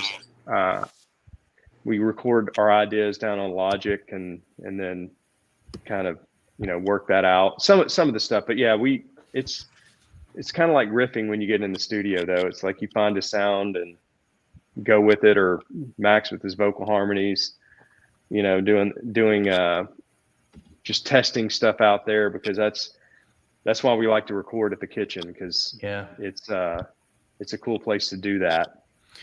I forgot to mention, I usually start with an acoustic guitar, and I think pretty much everyone in our band does, even if it's going to be kind of like a metal-y song or something like that. I just love acoustic guitars. I collect old Gibsons. Yeah, it's just kind of a hobby of mine. So a lot of my music taste is from just having those instruments around, which is kind of cool. Do you ever sit down and go, I'm going to write this type of song? Or is it just like whatever comes out? Sometimes, yeah. Let's see. I tend to write like Southern rocky sounding things just naturally, but like on Lake of Poison, I think, Dad, you had the outline for that kind of planned out, right? And I filled in all those guitar parts that are a little bit more flowy and stuff. So I can stretch my legs a little bit and do something a little out there. Do you ever find yourself? People who are stoned do better. Oh, I agree, Bill. Absolutely. Levels. Do you ever find yourself doing like you'll write a whole song and then you'll be like, wait, this is the same chord progression as this other song, and then just totally dismantle? I probably have done that, and honestly, I'd rather than dismantle, I think I would just tweak or just ignore the fact that it's the same and just kind of roll with it. We'll find another way to make it separate itself, you know. Yeah, when we recorded Game of Keep Away out in California with Amir and Ryan Shuck producing it, and when I wrote that riff on the guitar, the guys were playing it the way that I wrote it, and Ryan comes out of the studio and he goes, "Man, that's fucking Nirvana. You're playing a Nirvana song. We got to change this up." Yeah, it was Pauly. It sounded exactly like Pauly, so we had to change it. I love this guy. Do you think being in LA, like the LA scene, seeped into your music writing? We just have a lot of friends out there that are, you know, super pro that, you know, do this, you know, legitimately for a living. Like that's all that they do. And, you know, when you're in the studio with other musicians that you really respect and you're collaborative, where you don't mind, you know, hearing their 2 cents on different things, then, it kind of just, it'll seep into your music. I mean, like a good example is Game of Keep Away. Amir played a little guitar part on that song, which he jokingly called kindergarten parts, but it was kind of like a painting, if you will, on the guitar to add, and it kind of, you can, or at least with me anyway, because I'm a huge fan of Julian K. That's her current project. You can hear a little bit of that in that song. It's minor, but you can hear it. So nothing wrong with that. I was going to bring that up. I mean, we all come from really different tastes and backgrounds on music, although, you know, we all rally around Alice in Chains. So we don't really ever go in and say, hey, this song has to sound like this. I mean, if you listen to our first album, there's no 2 songs that sound the same. And that's going to be the same way on our second album. So we just, whatever feels good, that's what we do. It's what we go in to record and work on. Yeah. Has a producer ever said, hey, you should try this, and y'all were like, no, that's a terrible idea? Yeah. I mean, good. Some people sure. are afraid to put their foot down because somebody else knows better. But you know what? At the end of the day, you know what's better for your band. Yeah. I mean, I'm willing to try, you know, I'm willing to try things. It's just that, you know, and sometimes it's not until you try it when you go, man, that sounded like shit, you know, let's not do that. So Don't you know deep inside, though, you just know it. You know it. You feel it, and you just give it. That's just it. Yeah, but sometimes you're surprised. You like, you're trying to close the door in your mind on something, and then you just try it, and you're like, whoa, wait a minute, that is actually cool, and it works. It ends up working out. I don't know if it's a happy accident or if it's just somebody knows better. That's one thing with Amir that he's really done for us is when he mixes our music, he's producing too. So. It's if a good example on that is Wall of Glass, where we actually played this. I think it was just we were playing. Max, help me out on this. It wasn't synth. I think we were just playing like a piano key thing, and he ended up turning it into like a Deep Purple organ sound. Oh yeah, yeah. We just use the MIDI synth that way. Amir can just pick an instrument. And he came back with it. He goes, I want you to listen to this and see what you think. And I was like, whoa, that really kind of gave it a little bit more punch, even though it was just a simple or not too terribly complicated key part on there. Yeah. So you have to be open. Mentally, emotionally, physically, spiritually, you have to be open to everything to make it perfect, right? You're right. Absolutely. Well, imperfectly perfect. That's what everything is. And that's music. As long as it hits us here. Oh, yeah.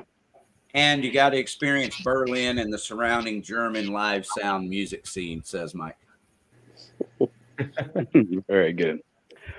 Well, folks, we are coming up on the end of the normal run time, so I'm going to end the normal run time. Y'all can stick around afterwards for the concert calendar and everything, but I'd like to end this the way that I end every episode. So, starting with Keith and going to Max and working our way down. Keith, how do you want to be remembered? I just want to be remembered as a good musician and songwriter. Well, I think you got that covered, my brother. Max, how would you like to be remembered? The exact same way. Just I want to die with a guitar in my hand. Ooh, gothic. I love it. I don't know how I'm supposed to follow that up, but I don't know. I want to die, and I want everyone to remember me as being a chill guy that just loved music and was above average at guitar. That's good enough for me. Yeah. How about you, Belle? Me, what I want to be remembered for? Yes, ma'am. More than I believed I could ever be. All right. I like that. Yep. More than just believe, more than I could ever believe I could be. That's what I want to be remembered for. Very cool. Very cool. I like that. I like you just the way you are. Thank you. I love you. Appreciate you being here tonight. Oh, appreciate you inviting me. How about you, Potsky? How do you want to be remembered? Oh, me? And No, the other Potsky. yeah. Spell. No, just simple.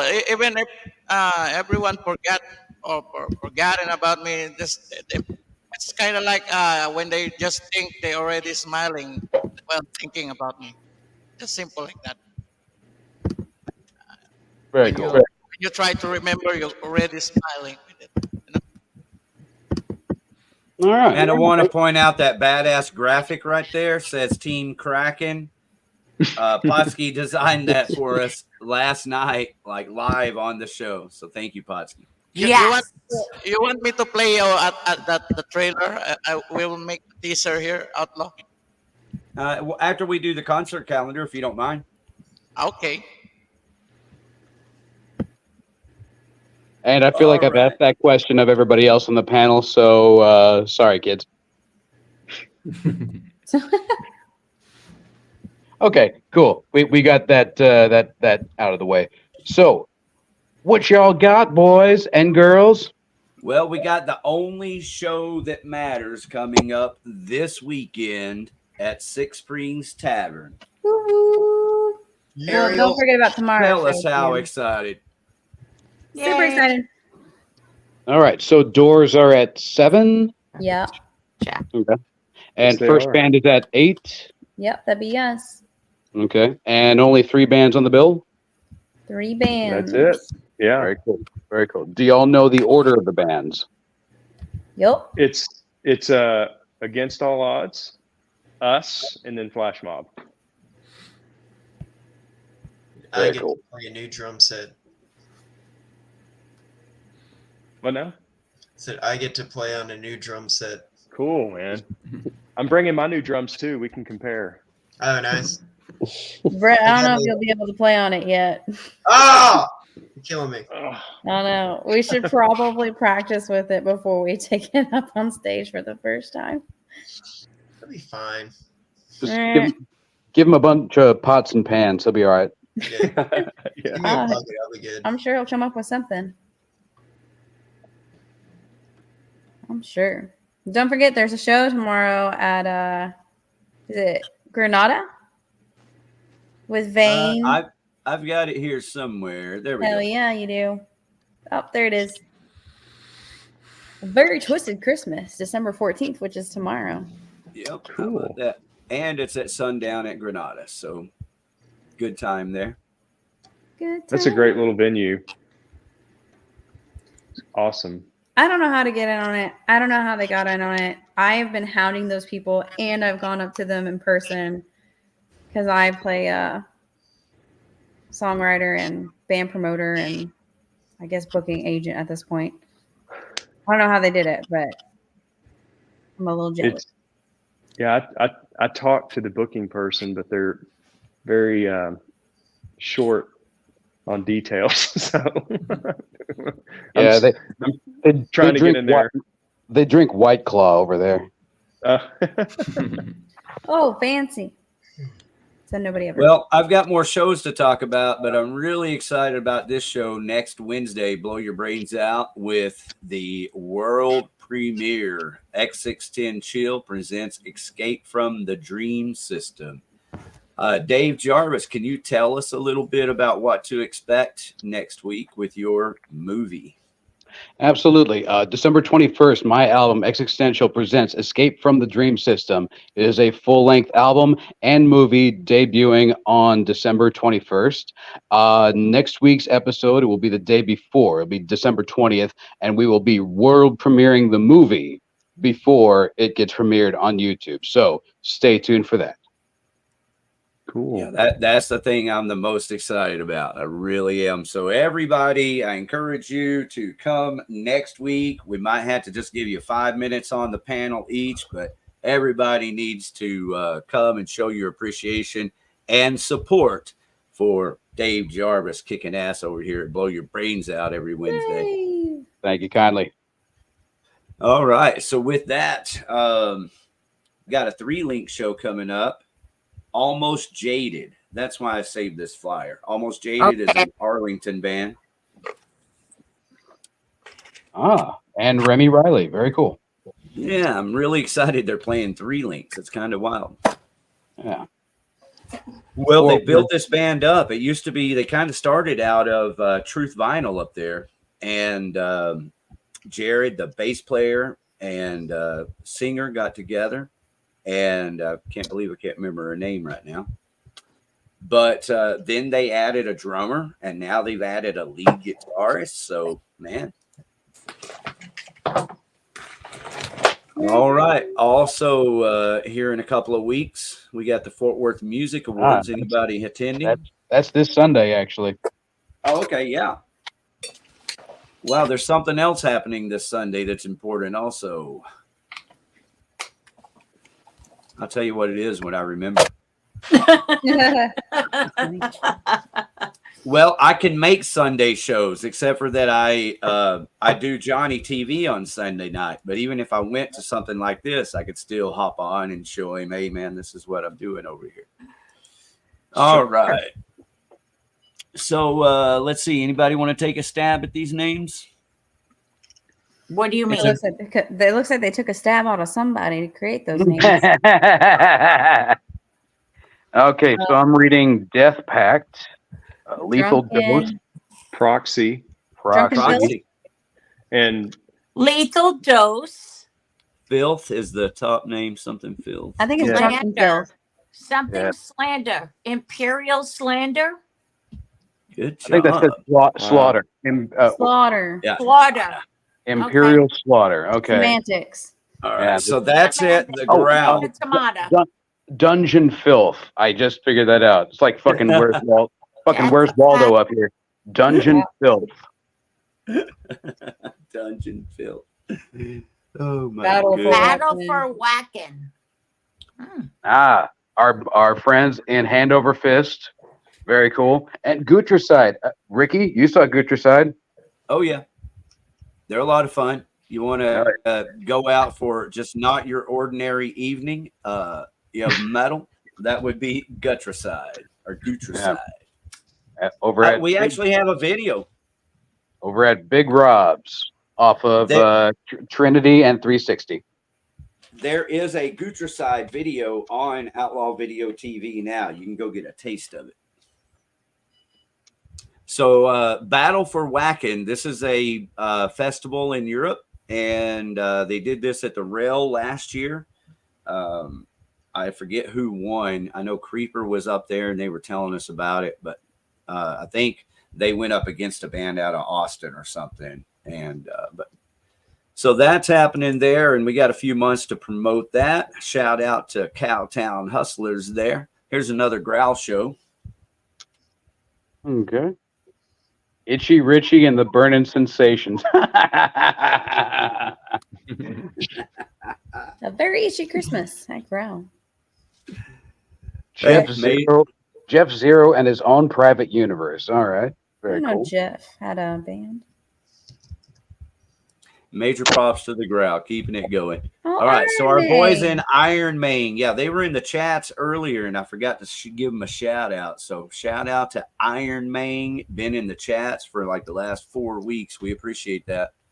I'm going to make a comment on one of these bands, and it has nothing to do with the band, but a member in this band. The member in Glints of Death has our old drummer in it. Okay. I'm going to leave it at that. Are they any good? No idea. With him, no. All right. Thank you, Ariel. Rivet I'm Head just is very really bitter. good. Yeah, But all point the other that out. bands are great. Point that out. You got Rivet Head there and Creeper. It's going to be a heller show there at Reno's. Merry Christmas, everybody. The Argonaut. Love those guys. Dark Avenue. Ooh. Argonaut. That Dark was Avenue. a diner I hung out with in the late 80s, 90s. Just saying. The Argonaut? The Argonaut in Yonkers. It was a diner. And all Okay. the Guidos and Guidettes would hang out at the Argonaut. Did Bellevue you just is say in Guidos and upstate. Guidettes? Yeah. Bellevue is in upstate New York, everyone. That's why she's Yep. so much And fun. I grew up in downstate New York, so I know. I don't know where Argonaut came from, but it's cool. I had a lot of great times there with the Guidos. Well, we love us some The Argonaut. If you hang on, I'll try to play one of their songs. I don't know. Sometimes I just can't play all of the songs. I'm hanging. All right. So I'm really excited about not only this show, but I want to announce to everyone that the week after next, we're going to have Free Sucker right here on Blow Your Brains Out. It's going to be the 27th. Very cool. So I can't wait. I'm going to say that name just like that 8,000 times. Oh yeah. Ready. I love Andy. Andy's a cool dude. Well, I am so appreciative. If they can hear this, anybody can hear them, punch them in the face for us, because I am so appreciative that they're taking the time to blow your brains out right here. Free Sucker. That's right. December the And 27th. by the way, to all of our fans, if you should happen to attend any of these shows, be sure to yell at the singer, blow your brains out. Doesn't matter the band, just make sure to yell that at them repeatedly to the point that they actually consider it. In your best death metal, in their face so they can smell your breath scream. Yeah. You get ready, Ariel. Well, Yeah. I don't That's want to 'cause we smoke my care. breath any more than I have to. All right. So here's a show tomorrow night at Granada. The Iron Maidens. They're a great band live, or at least they used to be, with Courtney fucking Cox on the No, they still are. Don't worry. Used to be. Okay, they still are. And They you used can to be see- good. Nowadays, I don't know. Well, no. They're still good. Of course, they're still good. But that was also No, going to no, be my they're- segue.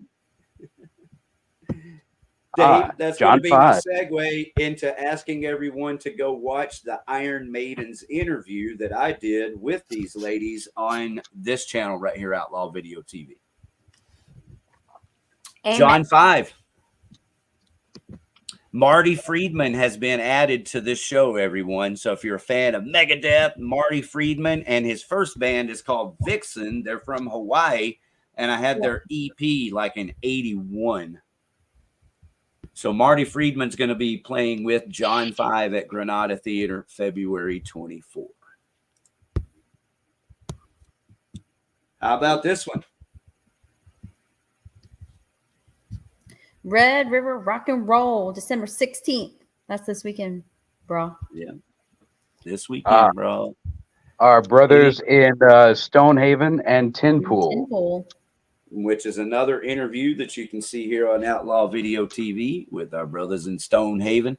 And again, this is another club, the Red Rock, that maybe not everyone is aware of. And I stick to my guns and am a firm believer that every band in Dallas-Fort Worth has enough venues around the state of Texas that you can create your own little system if you just, do it. Put the work. Well, the thing is, the bands are oftentimes thinking along the terms of getting on a tour, and, those days are just over unless you're kids that don't have jobs and, you can, go out and not make a whole lot of money. But if you want to be strategic and you have to kind of keep, some civility to your life, a great plan for all bands is to go out every weekend and play a Friday night show, a Saturday night show, and get back home. Yes. And listen, the internet is huge, right? Look what you're doing right now. YouTube is huge. Put this shit out there. Just fucking go. Thank you, Belvy. Amen. All right, so all the AC/DC fans, we got Back in Black at Fat Daddy's. How about this? Let's talk about the factory show with the Toadies.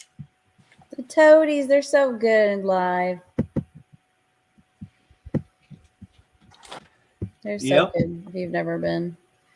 All right, Let's the factory. see, I've got it. Oh, hang on. The Coffin Cats are fucking incredible. Well, that show's old. That's November 30th. Oh, well, I still meant what I said. There you go. They're still incredible. Hope you're watching us right now. There's another old flyer too, but next to it's the Itchy Christmas. Happy Christmas. Here's Big Rob's big Christmas show. And that's this weekend as well. With Lockjaw. And that's with what's it? Upon a Burning Body. Dude, those guys are badass. Oh, I see the abbreviation now. I was like, where do you read that? And then it's literally the top part. I see it. Part of my job, Ariel, is to decipher some of these crazy fonts that these motherfuckers use. I just don't understand why you don't want anybody to know your name. I mean, it's like they don't even want the music to be listened to either. That's why they pay me the big bucks. All right. Halta Metal Fest. We've been promoting this for a little while. We'll promote it a little while longer because it's January the 20th. 2 days of metal. Any of those bands there? You got Iron Jaw. Iron Jaw's on there. This might be Iron Jaw's first show. Yeah. Acoustic Devil is badass. I don't know any of those. Me neither. But I'm sure they're great. I'm Barbara Streisand, Neil Diamond, people. It's so new to me. Helen Reddy. That's all right. You have your own insight or your own angle, All right. So December the 17th, this is this weekend also in Arlington. All right. Yes. Les, laugh out loud. My friend Hattie Mae will be a part of that. Love you, Hattie. You're awesome. Thank you, Dave Jarvis. I knew that was for you. There's another Haltom Theater show there, Red River. And I think that does it. I might have to upload this other graphic, though, because there is another show, a New Year's show. What is it, Dave Jarvis? I believe it's Cowtown Hustlers.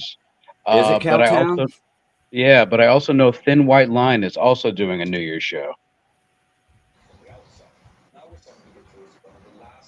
Yeah, that's what it was. Is I went to the Cowtown Hustlers show event page, and they didn't really have a flyer there for it. So let me see if I can pull up that event page and promote our brothers before we call it a night.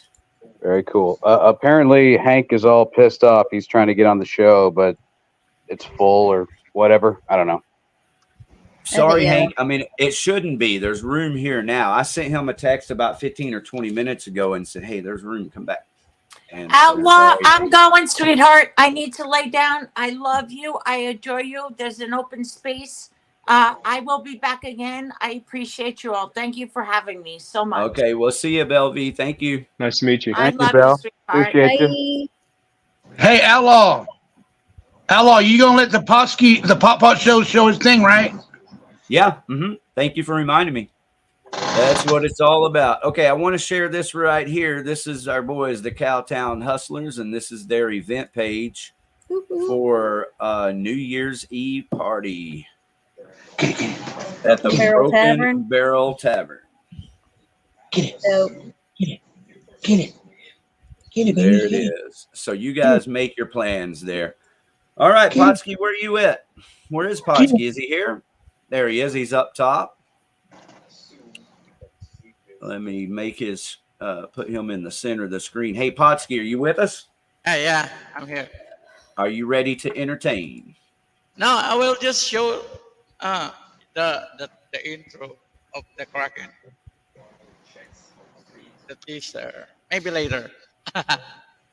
No, you're okay. Are you ready? Like, if you're ready for it to go, let's check it out. You want me to show you here? All right. I will. Yeah, I don't give a fuck. This is just good fun shit we're playing with, guys. All right, here we go. Let's see.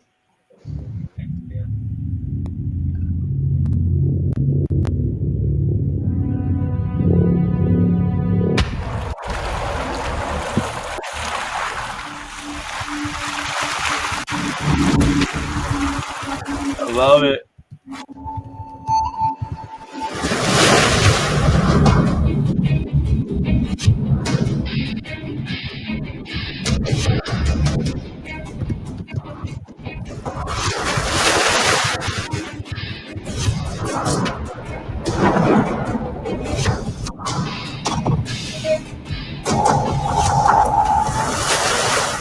Arkansas.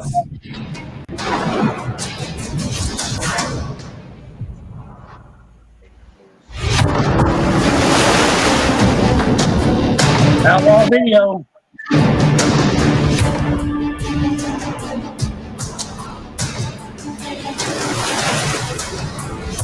Shelly.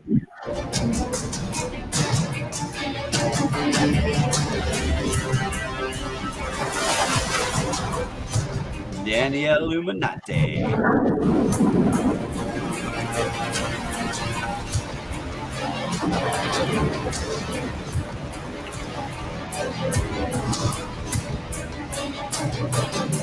Wow.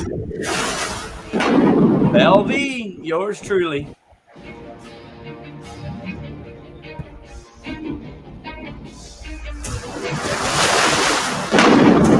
The man, the legend, Potsky.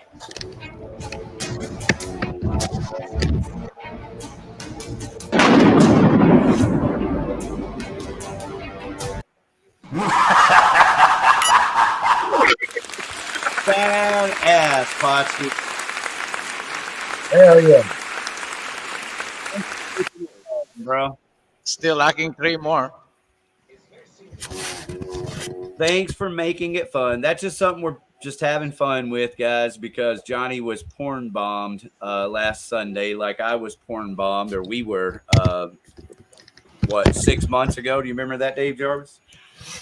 Yeah, I've never seen a dick that big before. Well, it's amazing what close up to the camera does. It's one of those angle tricks. Oh no, the shadows were not making up for anything. That was a long dong. Well, again, that's why I like, I mean, to me, the shit's funny, but at the same time, it's, it's disruptive. And so we just kind of put this together to be fun and kind of create a united front. And that's some of the fun shit we do. All right, with that, I'm done. You guys done? Y'all got anything else? I'm out like sauerkrauts, brothers. This is Against All Odds, everybody. You're going to go out to Six Springs Tavern this weekend and hear this amazing music. The song is Cold. Thanks, guys. Have a good night. Thank you, Ariel.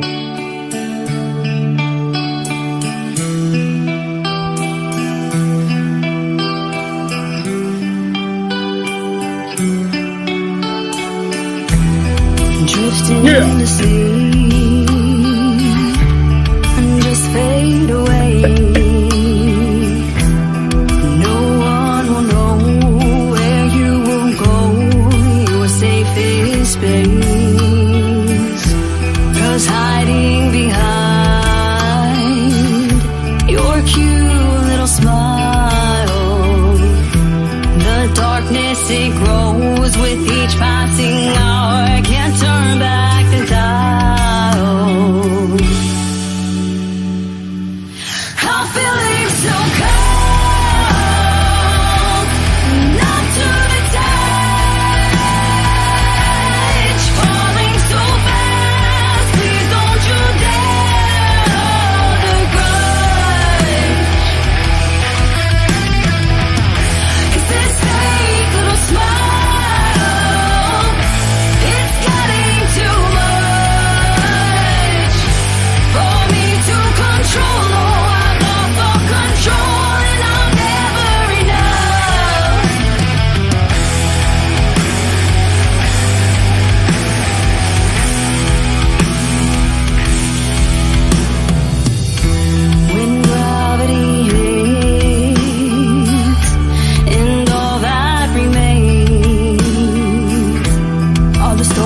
untold and the secrets we take to our grave, 'cause 6 feet below, with nowhere to go,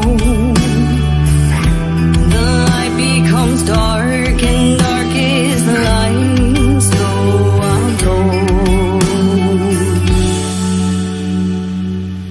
I'm feeling so cold,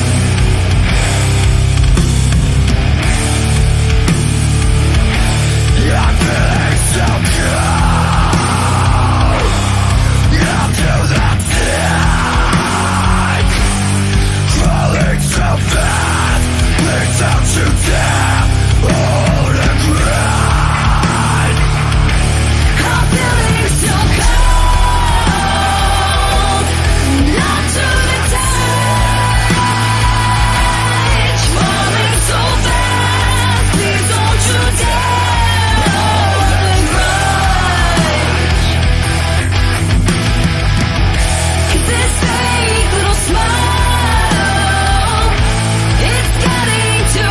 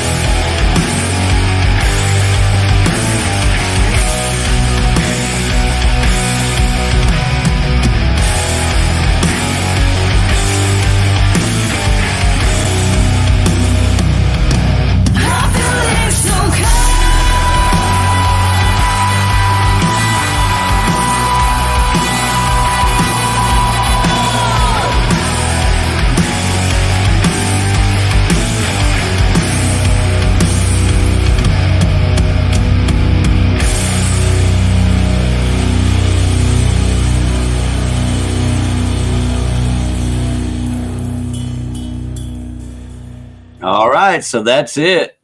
What do you guys think? I think I likes. Yeah, I like it.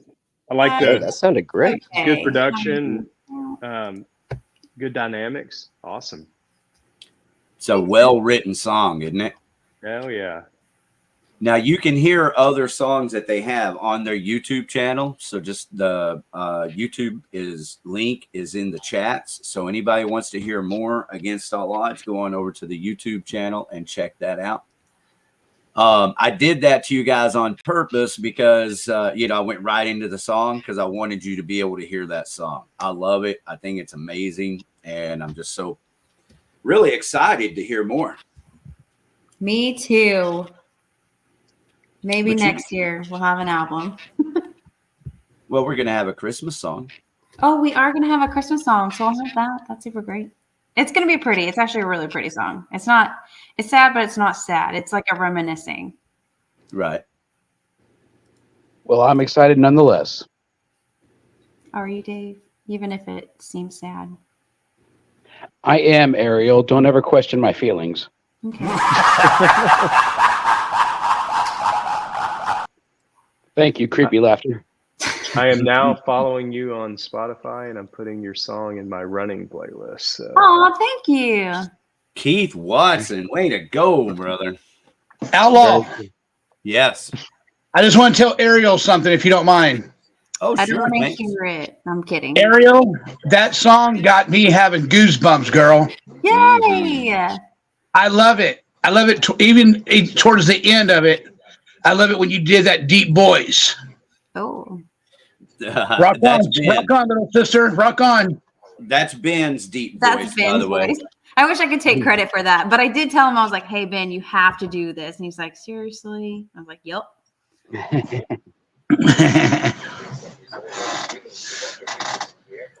But there'll be more. I promise. Well, since everybody's in a subscribing mood, if you get a chance, check out Existential over on Spotify as well. It's not quite what that sounds like, but I still think it's all right. Decent music. It's pretty good. Cool. Yeah. Hey, Dave. Yes, sir. I just want to say, Outlaw Video. I see a lot of Outlaw Video, but I just want to say thank you too, man, for letting me come over here and be a big part of what you guys do over here. And you guys got a good show.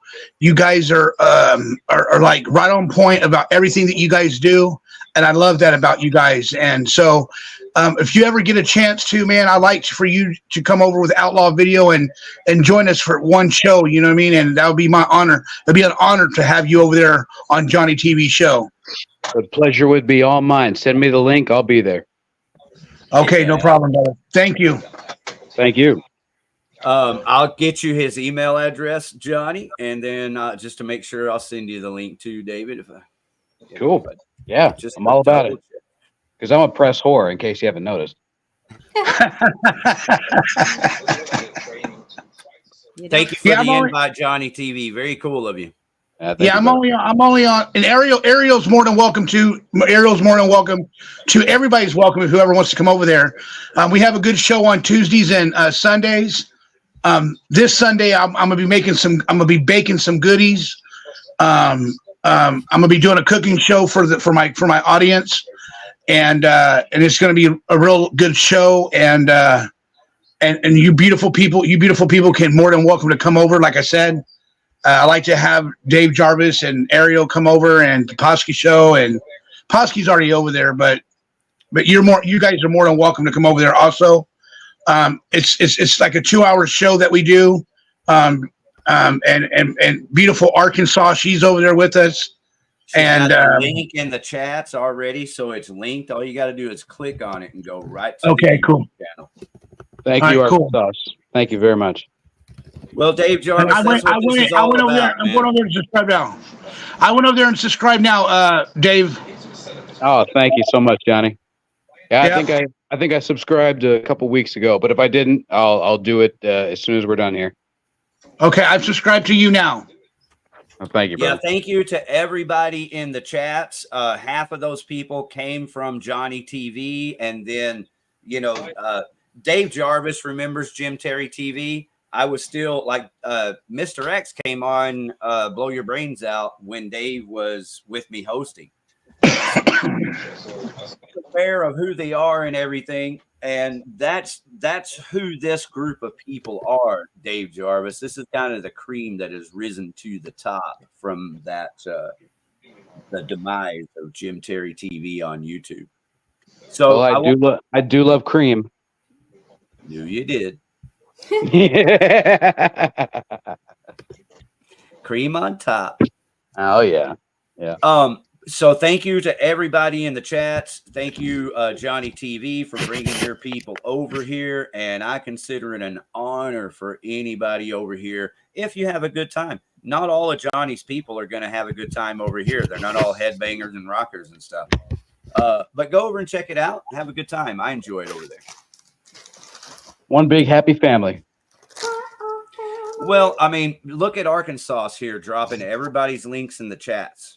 That's one of the things I do for them. Like, I just look for little things that I can do, and look, it works. You know, I can't sit here and drop everybody's links in the chats, but since she's a moderator, not only is she taking her time to do it for free out of the goodness of her heart, because she's just that good of a person, but all of those links, all those addresses are hyperlinked. So all you got to do is click on them and go check out everybody that we've been talking about all night.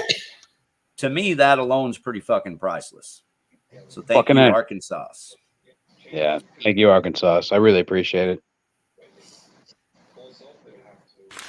All right, well, let's blow it up with another song. And remember, everywhere you go, tell them to blow their brains out. That's right. Go to the singer. I like that, Dave Jarvis. Go to the singer of the band and get as comfortably or uncomfortably close in their face as you can and scream at the top of your lungs, blow your brains out. That's right. Get on the request lines of KNON and scream, blow your brains out as soon as they put you on the air. Oh, that's a good one, dude. Let's do it. Raid KNON. Hard Time Radio, or what's that other show called? I can't remember. Renegade Radio. Yeah, that one. Yeah. Yeah. And also get on the Freak and tell them to blow their brains out as well. That's right. Go hang out outside of the Freak. We got to do that someday, Dave Jarvis. Oh, dude, we need to make fucking flyers and posters and just be like, blow your brains out to everybody that goes in and out of the building.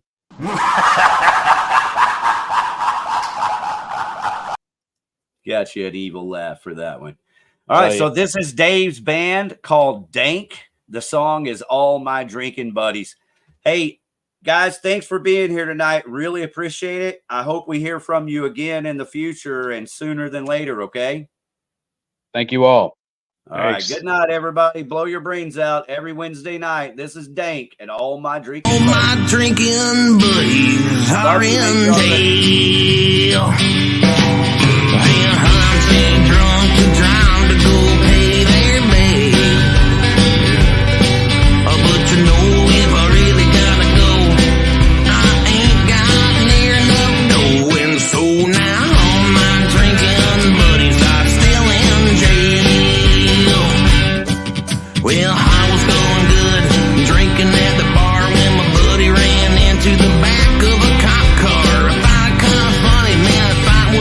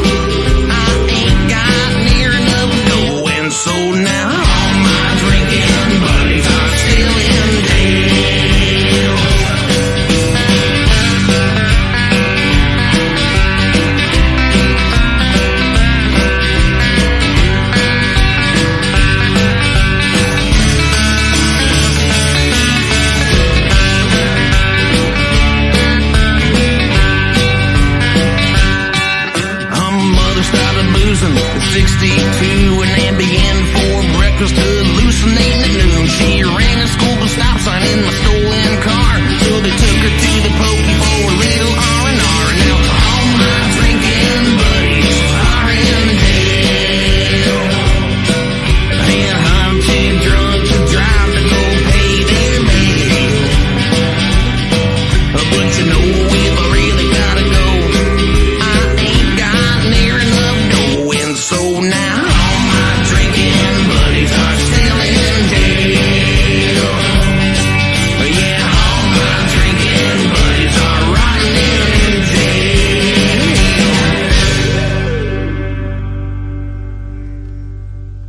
1, 2, 3, 4.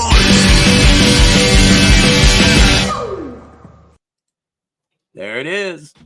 Hey, Dave, I love your ideas, man. You're pretty much a genius.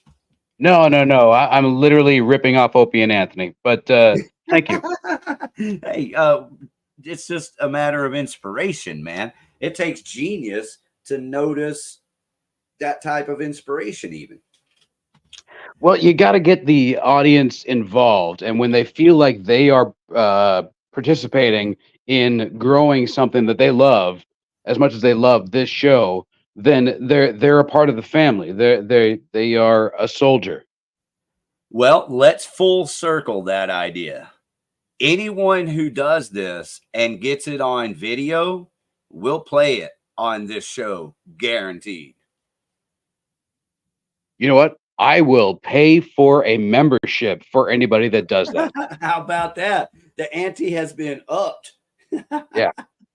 If you are able to photobomb or radio bomb or internet bomb or whatever bomb somebody, blow your brains out, I will buy your membership for Blow Your Brains Out.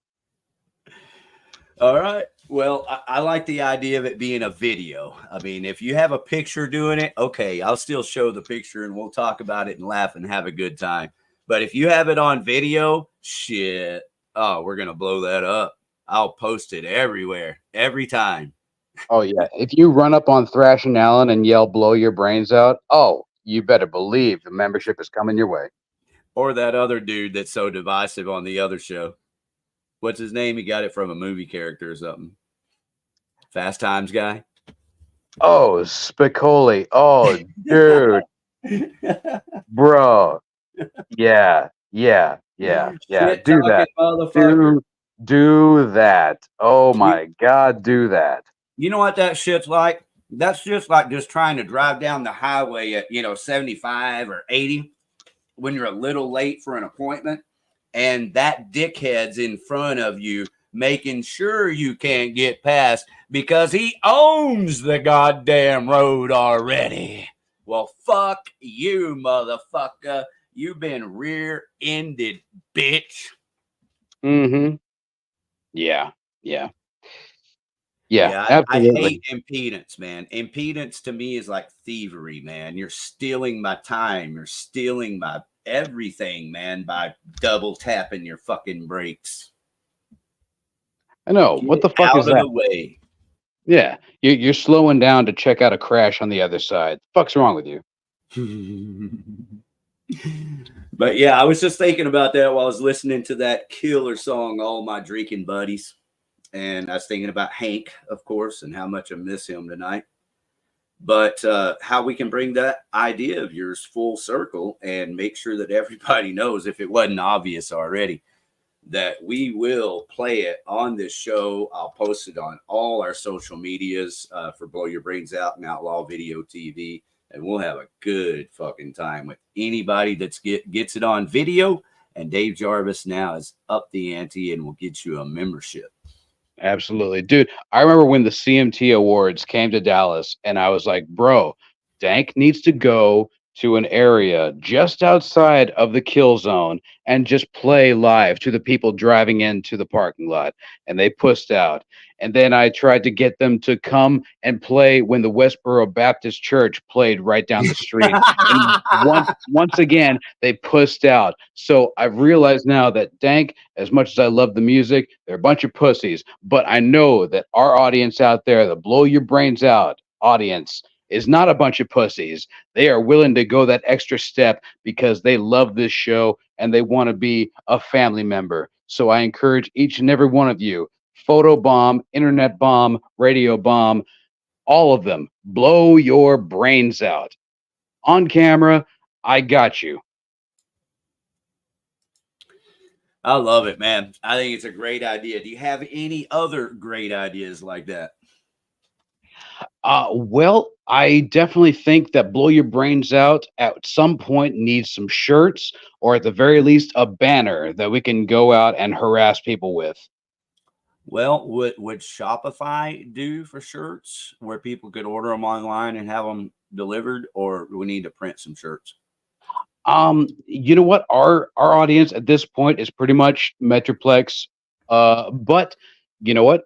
Shit, we've got fans out in Austin. We've got fans out in New York. So yeah, I'd say probably Shopify for them. But yeah, I'd say some physical shirts. You know what? I will come deliver them to your house. But show your love. Earn that shirt, people.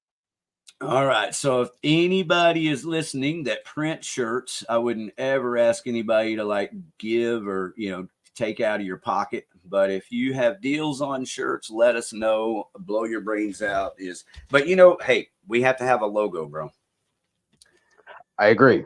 Somebody's got to design that shit, and I'm not quite that good. And as much as I love the red and white and black logo, I don't think that would turn up well on a shirt. So we would probably need some kind of a white lettering. But on black? White on black, absolutely. And you know what? If you are able to create a good enough logo for the show, I will buy your membership as well. There you go. That's making it work. Yeah, if anybody can help us out with a logo and it's like good enough, it has to be a shirt that people are going to want to wear, like a "fuck you, we're from Texas" type shirt. Yeah, I want you people to disrupt the DFW music scene and let them know what the real shit really is. Yeah, have fun with it. That's what you've been waiting for all along anyway. Like, have kids at summer camp, man. Get out and have fun rocking and rolling. Fuck this sitting around listening to people talk shit about other people. Yeah. Get out there and do something. Blow your brains out. You goddamn right. Hey, let's talk about those memberships real quick. What do you think about this? I love it. I love when people take that extra step. I really appreciate it. Lady Luck, you're a beautiful person. Arkansas, thank you so much. Y'all are doing so much to build this, and we are literally building this from the ground up. And so all the help that we can get, empty your pockets, people, and help your poor bestruggled brothers in this show to really piss off the people of DFW. Because that's what we're here to do. We're here to show the love, but also show that some people need to be disrupted. Some people need a nice little wake-up call to know that there's some shit burrowing in the underground that will bubble to the surface, and the cream will be all over your face. We are spewing out all over the world. I mean, we're working hard. I mean, we're having a good time. But to do this every Wednesday, 3 people, and then bringing bands on, all the bands are taking their time. So yeah, we're working on it, and from nothing, but now we're coming to a point of arrival. And so this is a legitimate fucking entertainment that we're providing for the bands, and everybody needs to know about it. I don't have time to send multiple emails to people in the media and ask them to kiss our ass. So we're telling our fans we're unleashing the Kraken. Go out and yell it in the singer's face. I love that. Yeah. Just know that we love every single one of our fans, and we thank y'all for following us each and every week, knowing that you never know what you're going to get from us. You never know. with the guests and with what with the alcohol consumption that we do, you never know what the fuck we're gonna say or what the fuck we're gonna do. But just know it is all in the service of you. There it is.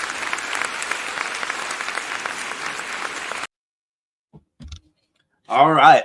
Well, these memberships, they're only 99 cents. And yes, it's 99 cents a month. So it's every month. And I don't know how you get out of it once you sign up. I don't know any of that, but it's just $1 a month. And they go up from there to $3 a month and $5 a month. And, I mean, I kept it as low as I possibly could.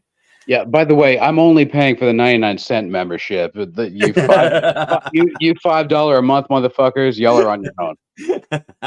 You better yell 5 times at 5 different singers for that one. Yeah. A month.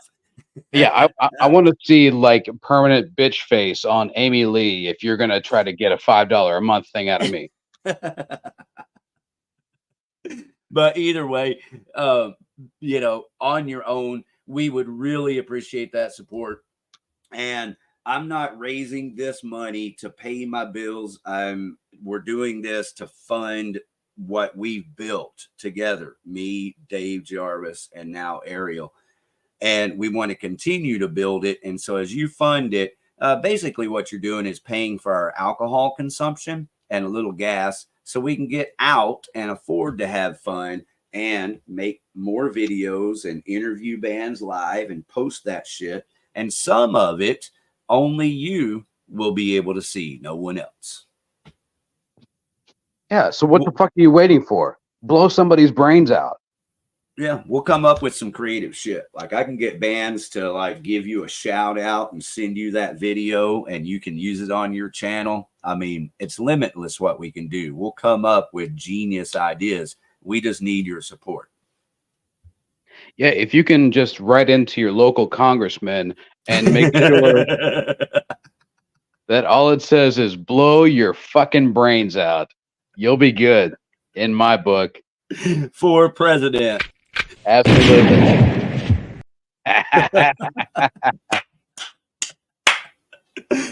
All right. Hey, do you want to look at the back end of YouTube Studio for a minute? Fuck yeah. Let me get this off of the screen. Well, there's a couple more comments here. So look, Kit's here is having a good time laughing with us. Thank you, Kit. Thank you, Godless Manitoban.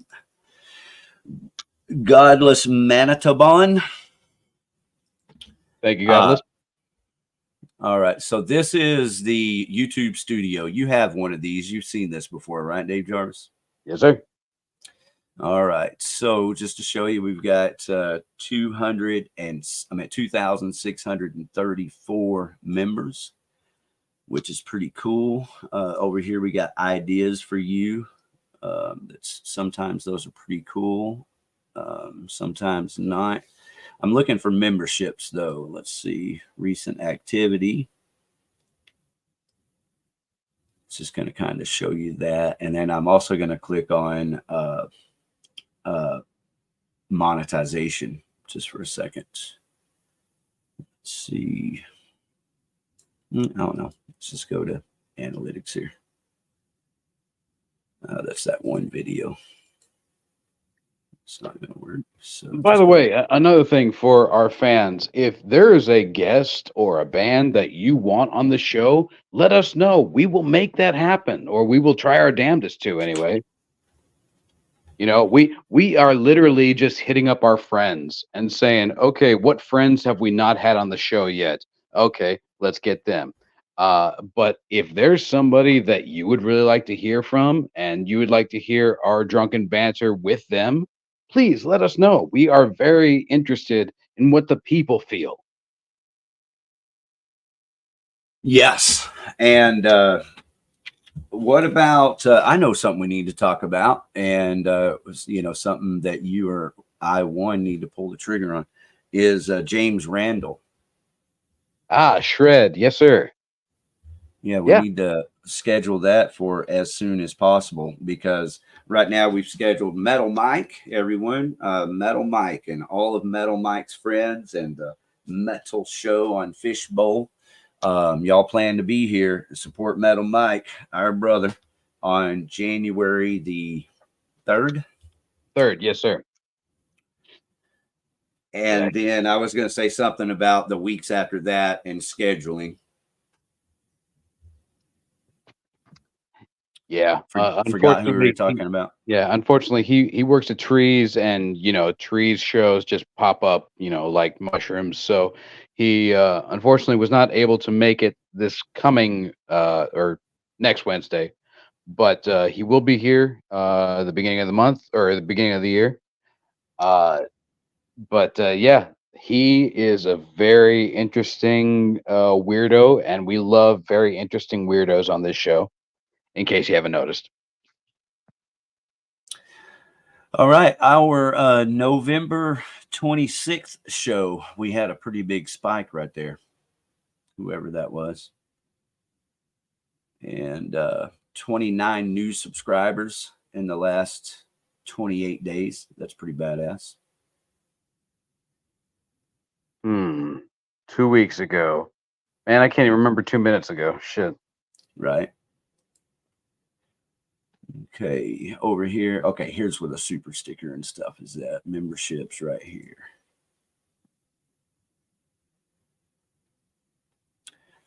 Not really worried about the revenue, recent activity. Oh, look. These are members right here. Thank you so much. This is really why I wanted to come over here, because I knew someone had joined and I wanted to say thank you and I wanted you to see it. But look here, it's Ville Girl. So thank you, Ville Girl. And look, these blow me or blow mo. That's the yes, blow me. Yes, all of you, blow me. Very good. I gave up my exposed myself, didn't I? Yeah, right. This show has officially changed its name to Blow My Dick Out. Hey, do you like that? Blow Mo? That's a good name for a second level, right? Blow Mo. Yeah. I forget what the first level is called, but all of these people signed up at the second level. So Ville Girl, she's been with us from the beginning. And remember, someone bought 5 memberships. So 1, 2, 3, 4, 5. Okay, so that's it. I think Lady Luck bought hers. And then she bought the other 5. So there it is, Lady Luck. There's your 5. Ville Girl, so glad that you have that membership. She has been with us from the beginning, and I expect her to be here forever. It's going to be really cool having, these people in a membership, bro. Like, this is a really special thing once we get this built up where, we're really raising hell and having a good time and not worrying about anyone. Oh yeah, dude. I want us to piss off the people in terrestrial radio. Well, on that note, really, we need to get over to the Freak, and I should say me. I need to, because I know I need to. But we could pack a bigger punch with 2 or 3 of us, and I think the Freak is the only terrestrial radio that I know anything about anymore. Well, I will say to any of our fans out there, if you know of other outlets besides the Freak and besides KNON, if you've got a friend over at 105.3, or if you know of a DJ over at 102.1, or shit, we'll even go on Power 89.7 and we'll spew our venom all over their holier than thou asses. Okay, Dave Jarvis, I think the reason why I say we, is because, the royal we, the universal. Bro, I would just love to have. I mean, I can talk to these people, man. I have before, but man, you're just very entertaining, and I don't even want to say that you compliment me. I think if we did some of these things together, we could get some shit accomplished. And so one of those things would be Chris Arnold. You mentioned 105.3. Man, I've known Chris Arnold for years, and he knows who I am. When he sees me, he'll go, hey, I might have to remind him what my name is, But but yeah, man, he's a super cool guy. It's Chris Arnold. If you ask me, he's the coolest guy in Dallas Fort Worth media. He's real level dude, but he also happens to be the Dallas Mavericks announcer. He is the main guy on 105.3, the Fan, holding down that whole sports radio station. And he's one of my Facebook friends, you know. He's just a super cool guy. So I can't guarantee anything, but, you know, we might could get some shout outs on 105.3, and they're real big on podcasting also. So. Well, then let's go disrupt their airwaves, brah. Damn right. Thank you, brother. Okay, well, I'll have it in my mind figured out, and we'll make it happen. Hell yeah. Okay, before I leave the screen, I want to make sure I shout out Lady Luck, Johnny Yarborough, Tanil Suzanne, and Kit, and Ville Girl Crimson. Welcome to Blow Your Brains Out membership. It's going to be special. Promise you that. Absolutely. Thank you for joining the family. Now you know what you have to do. Now, as far as KNON goes, bro, like I am family. You know, they can act like I'm not. They can do anything that they want to do. But the one thing you cannot do they act like you're not? Sometimes. But you cannot rewrite my goddamn life for me, no matter how bad you goddamn want to. Okay? I put almost 5 fucking years into KNON back in the 80s, and I built that metal show there. Jerry did. I got to give Jerry Warden credit because he's the one that got the gig. I started helping him. He lost the show, Raising Hell, and I kept it going for a couple of years after that myself. I got fired for no good reason. You mind if I grief for just a second? No, it gives me more fuel to take them over. God damn it. There's a band called Premonition that I had a different band in the studio every week, which you weren't supposed to do. They're only supposed to have 2 people in the studio, you know, but I'd fill it up with, you know, but I wasn't the only one. Everyone violated every fucking rule there. And so anyway, Premonition is there. We're all having a good time like we always do. And I go down to the restroom to take a piss. And, you know, after I put a song on, and I get down there, and before you get to the restroom, there's a little office, and the door is kicked in off of the hinge. It's like off of one of the hinges and like laying over cockeyed, you know.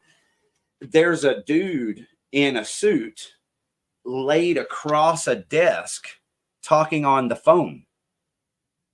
Kid you not, dude. And so all I did was I said, hey, bro, you know, he didn't look too damn threatening or dangerous. I didn't feel like my life was being threatened so much, you know, but you know, that door was locked and nobody's supposed to be in that fucking building, much less kicking doors in and shit, you know? So I told him he's going to have to fucking, you know, identify himself in the sense of, I need to know who the fuck you are. You need to get on the phone with my manager and let them tell me who the fuck you are, something. And the guy completely ignored me. So I went back upstairs, and these Premonition guys are Oklahoma boys, man. They're pretty big sized kids. And I told them, I said, hey guys, there's a guy downstairs that broke in. I'm going to have to fucking deal with this.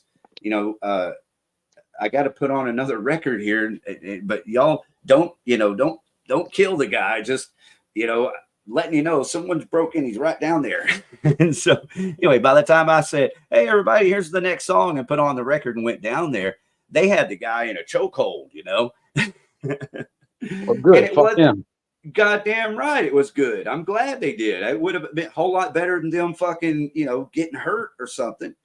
Because again, the guy broke into the building. This is the old KNON building on San Jacinto, historic. That's me. I've shed my blood there for 5 motherfucking years. Okay, and so yeah, I'm more pissed off about that, and always have been all these years, than I am anything else when it comes to KNON, because I got fired over that incident. I wasn't given any kind of recourse, explanation, nothing. My manager, if you will, he basically just said, there's nothing I can do about it. And if you come on the premises, the cops are going to be called and a restraining order is going to be filed. I'm like, what the fuck? Put 5 fucking years. A guy broke into the, and I gave them a lot of money. All these shows are barely paying their $100 every 3 months or, $200 every 3 months, whatever they're supposed to pay. Shit, dude, I'd pay them that without having to disrupt my show. I never did the, what is it on KRA when the pledge drives? They do pledge drives every 3 months.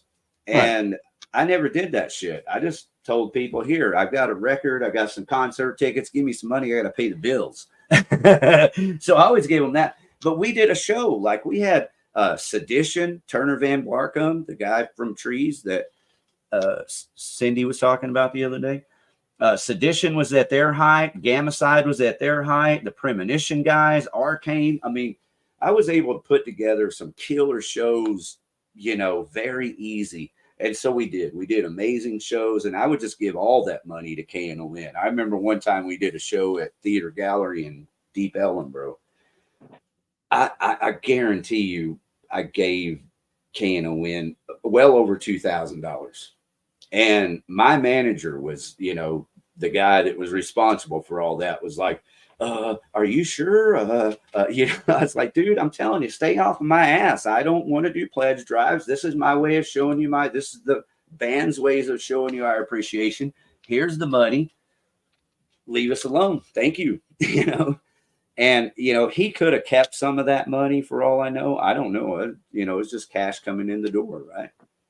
But let me ask you, were they looking for a reason to get rid of you? Not that I was aware of. No. No one had ever set me down and gave me a warning or anything like that. No. And this was egregious enough to fire you. What the fuck? Yeah, it was fucked up, dude. Honestly, here's my conspiracy side coming out. KNON is owned by Acorn, which is a political organization. Just do the research. They were exposed and they actually had to shut down and change their name, and they spread out and became other organizations and stuff. But I always kind of knew that there were people there that had political leanings that I pissed on. So there was that, but I never had any warning. No. And I'm telling you the fucking truth, man. A dude broke in. And I wish some of the guys from Premonition would come on. Chris from, I can't remember, Chris Ortez from Horror Cult. He was the singer for Premonition at the time, so he was there. I wish he would come on. Now, did they did they come at you like friendly? Like, I'm really sorry, but we have to, or they were just like, clean shit out. You got to get out of here. It wasn't it was my manager. They're kind of like the Dave Chaos, Dave Chaos manages KNON. And Dave Chaos, that's the other one thing. Sorry, Dave, but I'm going to fucking say it. He was always like nipping at my heels. He always wanted, more than what he had. He wanted more listeners. He wanted more popularity, it's one of those kind of things, real, and so, he got what he wanted. He's the manager of KNON now, and he's friendly towards me to my face, and I don't know that he's not friendly, behind my back. All I know is that, anything you want to do at KNON, they can't deny me my place in the history of KNON. You can't rewrite my life. You just can't do that. And so they kind of have to open that door for me, bro. Even though they don't want to. They kind of have to. Now, Fast Times at Ridgemont High, dickhead doesn't have to. And neither does that killer fucking sound man that works with him. But Dave Chaos does. He has to open that fucking door to me and deal with me. So that was my point. We can definitely get in the door at KNON and blow your brains out. Oh, dude, I would be more than happy to go disrupt their airwaves. That would be no problem at all. Yeah, I don't know if I can do that much. I don't know if I can get us inside the actual studio. I don't even know where they're set up right now, actually, but I can figure it out. But I'm not saying I can get us in the studio to disrupt on air entertainment, but I can definitely get us in the office, and I can take pictures with the soundboard that I operated for 5 years that they have on display as this is the soundboard. No. What we need to do is we need to build a big enough audience to where we can run a show counter to their shows, the Hard Time Radio and Renegade Radio, and pull in more listeners and have higher contingency of viewership than they do. So we have a bargaining chip, so we can be like, all right, here, if you use us, you'll actually be doing yourself a favor, not just us. Yeah. Sounds good. I think Renegade is Sunday night, if I remember. It's been a couple of years. I think it's been a few years since I've listened to Renegade now. Kind of sucks, to be honest with you. Then we need to do that with Blow Your Brains Out and with Johnny TV. Make us a competitor, not just some kind of stepchild. Well, bro, I think we already are. I mean, that's what I said earlier. We're kind of arriving here. We are. You can see the stats. That's why I pulled them up so everybody can see them. We're not dominating the music media of Dallas Fort Worth quite yet, but we're real close, dude. No. As long as we are a thorn in their side, that's what brings me joy. We are the thorn. To know that the establishment is afraid of these two weirdos with cameras on their phones. Yeah, that brings me joy. Yeah. See, that's what Howard Stern did. He would go into a new market and he would find whoever was the top grossing motherfucker there, and he would destroy them. And that's what we need to do.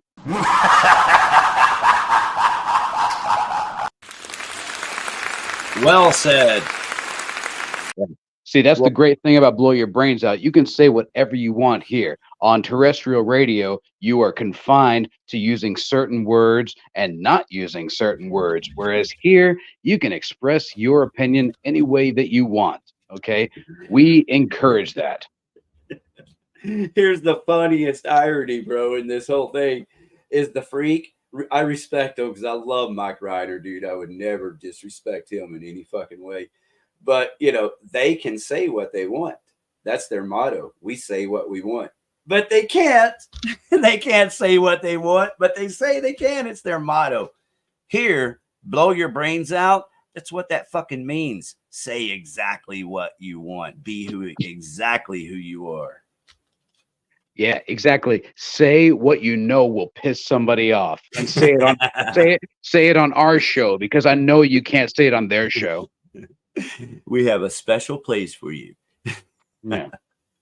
I mean, don't get me wrong. We love your chord progressions and your ideas for touring, but we also want to know, have you been shafted by people that say that they love the local scene, but for some reason won't return your calls? We'll return your calls. We want you on the show. We are desperate for your entertainment, and more importantly, for your entertainment dollar. Because we know what to do with it. We can say exactly what the fuck we want. Yeah. Some people just say that they're all about the scene. We actually live in the scene. We breathe the scene. These people just get behind a microphone once a week. We are actually in the trenches. And I will be more so if I had the fucking money. That's really what it comes down to. I raised my grandson, so I'm a little limited, obviously. And so any support that comes in here goes directly to this program, and then the outreach of this program and me and Dave Jarvis being able to enjoy ourselves doing some of these amazing ideas that we have here that Dave Jarvis has for sure. Oh, yeah. And also what the folks in the audience don't realize is that you are actually paying for Phoenix's A little bit. His experience with you know, getting in front of a camera, getting in front of people, and you know what? Who knows? He might take over the show at some point. And you know what? I'll bet he'll do a better job than either one of us. Yeah, thank you. Yeah. Hey man, Shit. he performed with me a few weeks ago. That's the thing, that I love my brother, and I love the music scene, and I love Mavericks and downtown Arlington. Everybody knows that.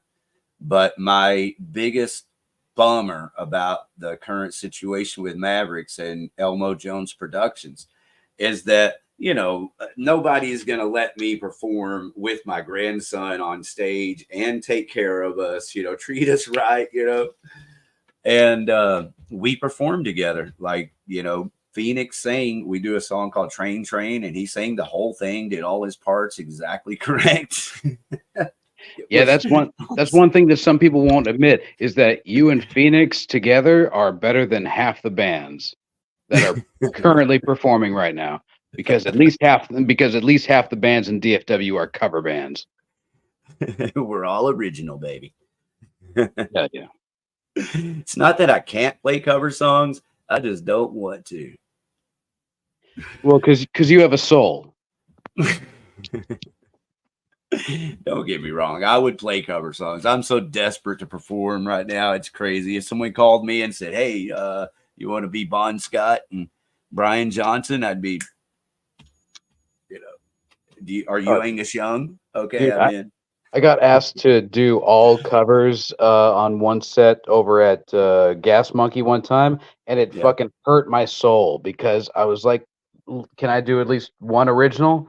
No, you're playing with a cover band. Just do some cover songs.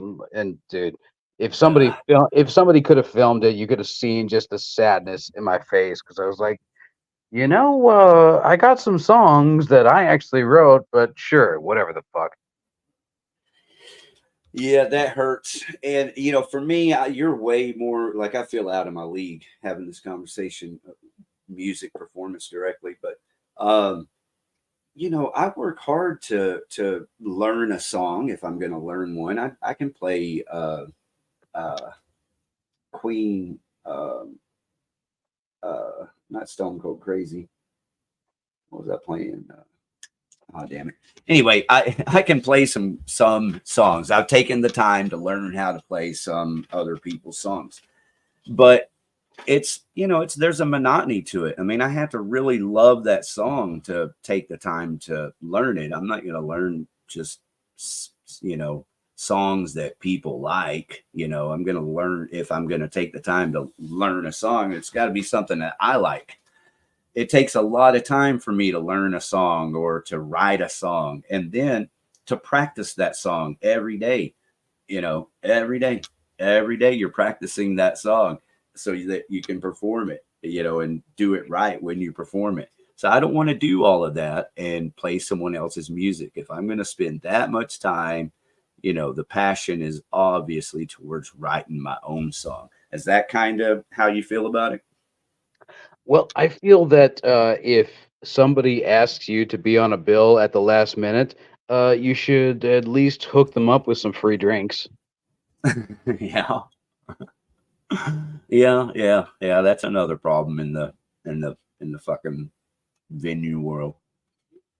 Yeah, because I get it. I was asked, hey, can you come play this show last minute? And I'm like, sure. What can I play? Oh, play all covers. All right, fuck it. So I went and played. I had no time to advertise, and I was like, hey, so what am I getting paid? And they were like, paid?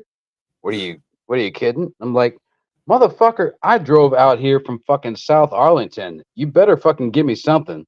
So they gave me some fucking free food, but no, I want, and that's the gas monkey. Some dividends, yeah. Oh my goodness. Well, what do you think of the new casino? We talked about this a month ago or so. I told you all it was coming, and here we are. What casino? What are you talking about? Yeah, I can't remember the lady's name, but there's a big Las Vegas casino owner, part part of a big family, and all the families died off, and the mother is the matriarch running the whole thing. I forget her name, but it's a lady, and her organization already bought the Dallas Mavericks. So Mark Cuban is no longer majority owner of the Dallas Mavericks. No, god damn it. Yeah, that's already happened. Now he's still there. He's like a part owner and he's operator, but he is not the owner, the majority owner of the Mavericks. It's a lady with a, gambling casino. It's the mafia, dude. The mafia. They called for them. They said, "Hey, we want fucking casinos," and so they're here. And this organization bought all the land in Irving by the where the old Texas Stadium was. And where's she from? Las Vegas. Yeah, she owns a couple of casinos. I feel a little funny talking about things I don't know all the details of, but I can tell you that much. Yeah, she owns at least a huge casino in Las Vegas. And she's buying up all this land in Irving to what? Fucking launder her money? Oh, of course. Yeah, that's what it's all about. That's why the Chinese are buying up all the land in Oklahoma to launder their money through weed. Yeah, that's the name of the game, dude. When you have gazillions of dollars, you nailed it. Yeah, land of the free, my balls. Yeah, I don't know why people deny, to themselves. I don't care what your opinion is and what you have to talk about to me. It's just you and yourself. How can you fucking deny that there's an elite, system here and we're not on the elite side? We're on the fucking servant class side and it ain't getting better. All the more reason for our fans to grow this show to let them know that there's at least one DFW property that can't be bought, it can't be sold, it can't be reasoned with, can't be bartered with, like the fucking Terminator. The Terminator soul. Yeah. And we will definitely put the screws to any of these outsiders coming in and trying to buy our shit. Our soul will only be sold for pure rock and roll.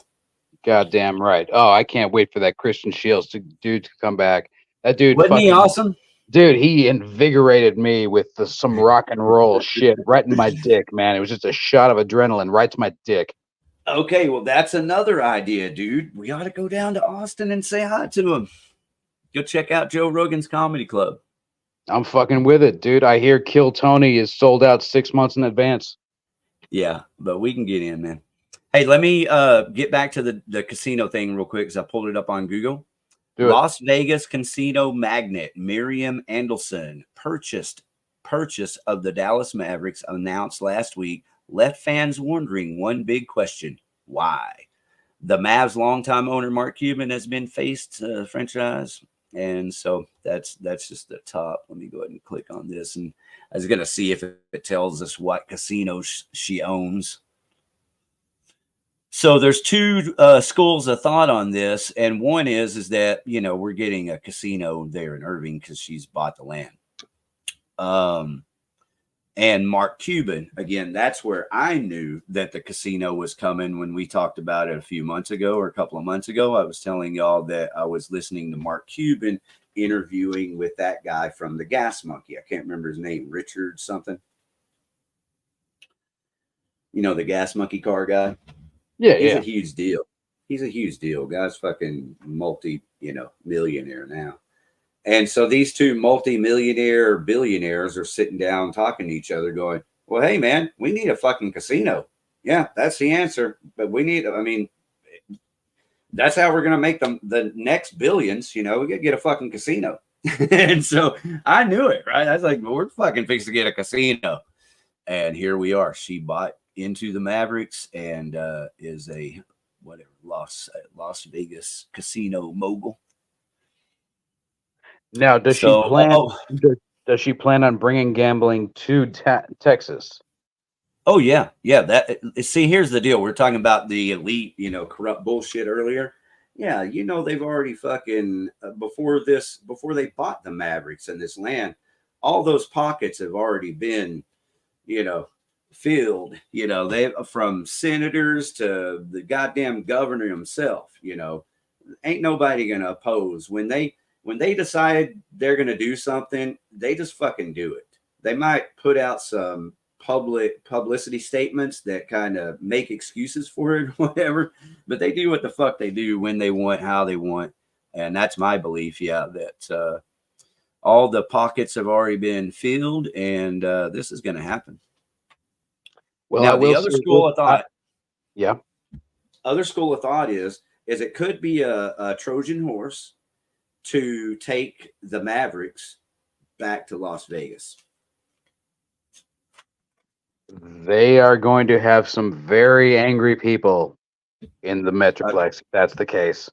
Again, when you're billionaires, they don't give a fuck. They do what they want, dude. They make up their mind. The money's here. That it's all about the money, and that's the end of it. Now, So I will one say, of those two. if they try to bring gambling into DFW, that means that the chances of legalizing weed and other drugs go a little bit higher because of the clientele. Yeah. Well, I think that's pretty much inevitable to some degree. You know, I'm really big on restitution. And I think that the state of Texas, you know, has realized, hey, we've locked up a lot of people and ruined a lot of lives, and some people are going to want to have some answers. I don't know, you know, how we're going to handle this legalizing weed shit. Now, I am really surprised that Governor's self-righteous wheelchair would be okay with this. Dude, don't let those fuckers fool you, man. Everybody's got a price. They're all for sale. They're all just fucking talking points, man. You have to have opposition. Anybody who's in a band, if you can get to the point where you're like Marilyn Manson, not musically, just in the public, where half of the world hates you and the other loves you, that's it. That's the name of the game. So you have to have these. That's what we're trying to do here at Blow Your Brains Out. I want half of y'all to hate us, and the other half to love us. That's right. Well, I mean, that's the name of the game. That's human nature. You can't escape that. You see, you're not going to escape that process. And so that's why, you know, politics looks so natural, because it does that divisive concept of, hey, my team's better than your team. Hey, my guy looks better than your guy. Hey, your guy is stupider than my guy. You know, that's where it all comes from. It's human nature to choose a side and be on a team. Well, I mean, let's be honest. Every year it just keeps getting hotter, so I'm pretty sure this next year we're all going to melt. So fuck it. Enjoy yourself while you can. Well, we'll be over there at the casino staying cool. Broke, but cool. So, yeah, there's a possibility that the Mavericks go to Las Vegas. I don't pretend to have all the answers. I'm just kind of the messenger. I pay attention to some things. And I do listen to The Freak when I'm in my car. I like Mike Reiner. I think he's a badass. He absolutely does not buy the official JFK government story. And he's just a super guy, and he's right there. He's been on radio in Dallas, Fort Worth his whole life, pretty much.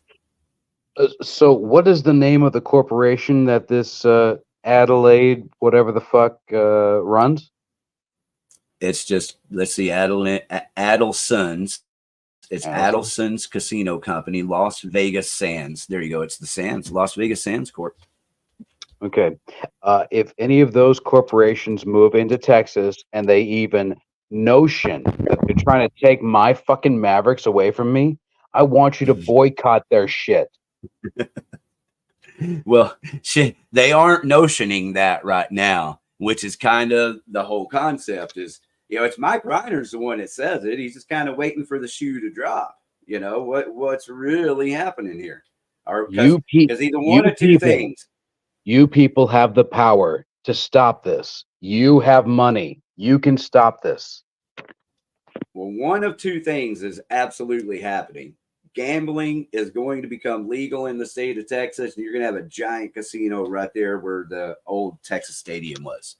Either that's going to happen, or the Mavericks are going to Dallas. I'm at Vegas, and all of this stuff is just kind of moving shells around, to appease everyone until they give them the ultimate fuck you. Okay, all you money spending motherfuckers, if you let them take our Mavericks away, I want you to boycott everything that this bitch does. Everything. Don't just boycott her, but make sure that you go on every single comment section of anything that she's involved with and tell her to blow her fucking brains out. Love it. All right, so there's the news article there. Records indicate Mavs owner, they're calling her the owner there, company bought land near old Texas Stadium site. And they actually give the address and all that.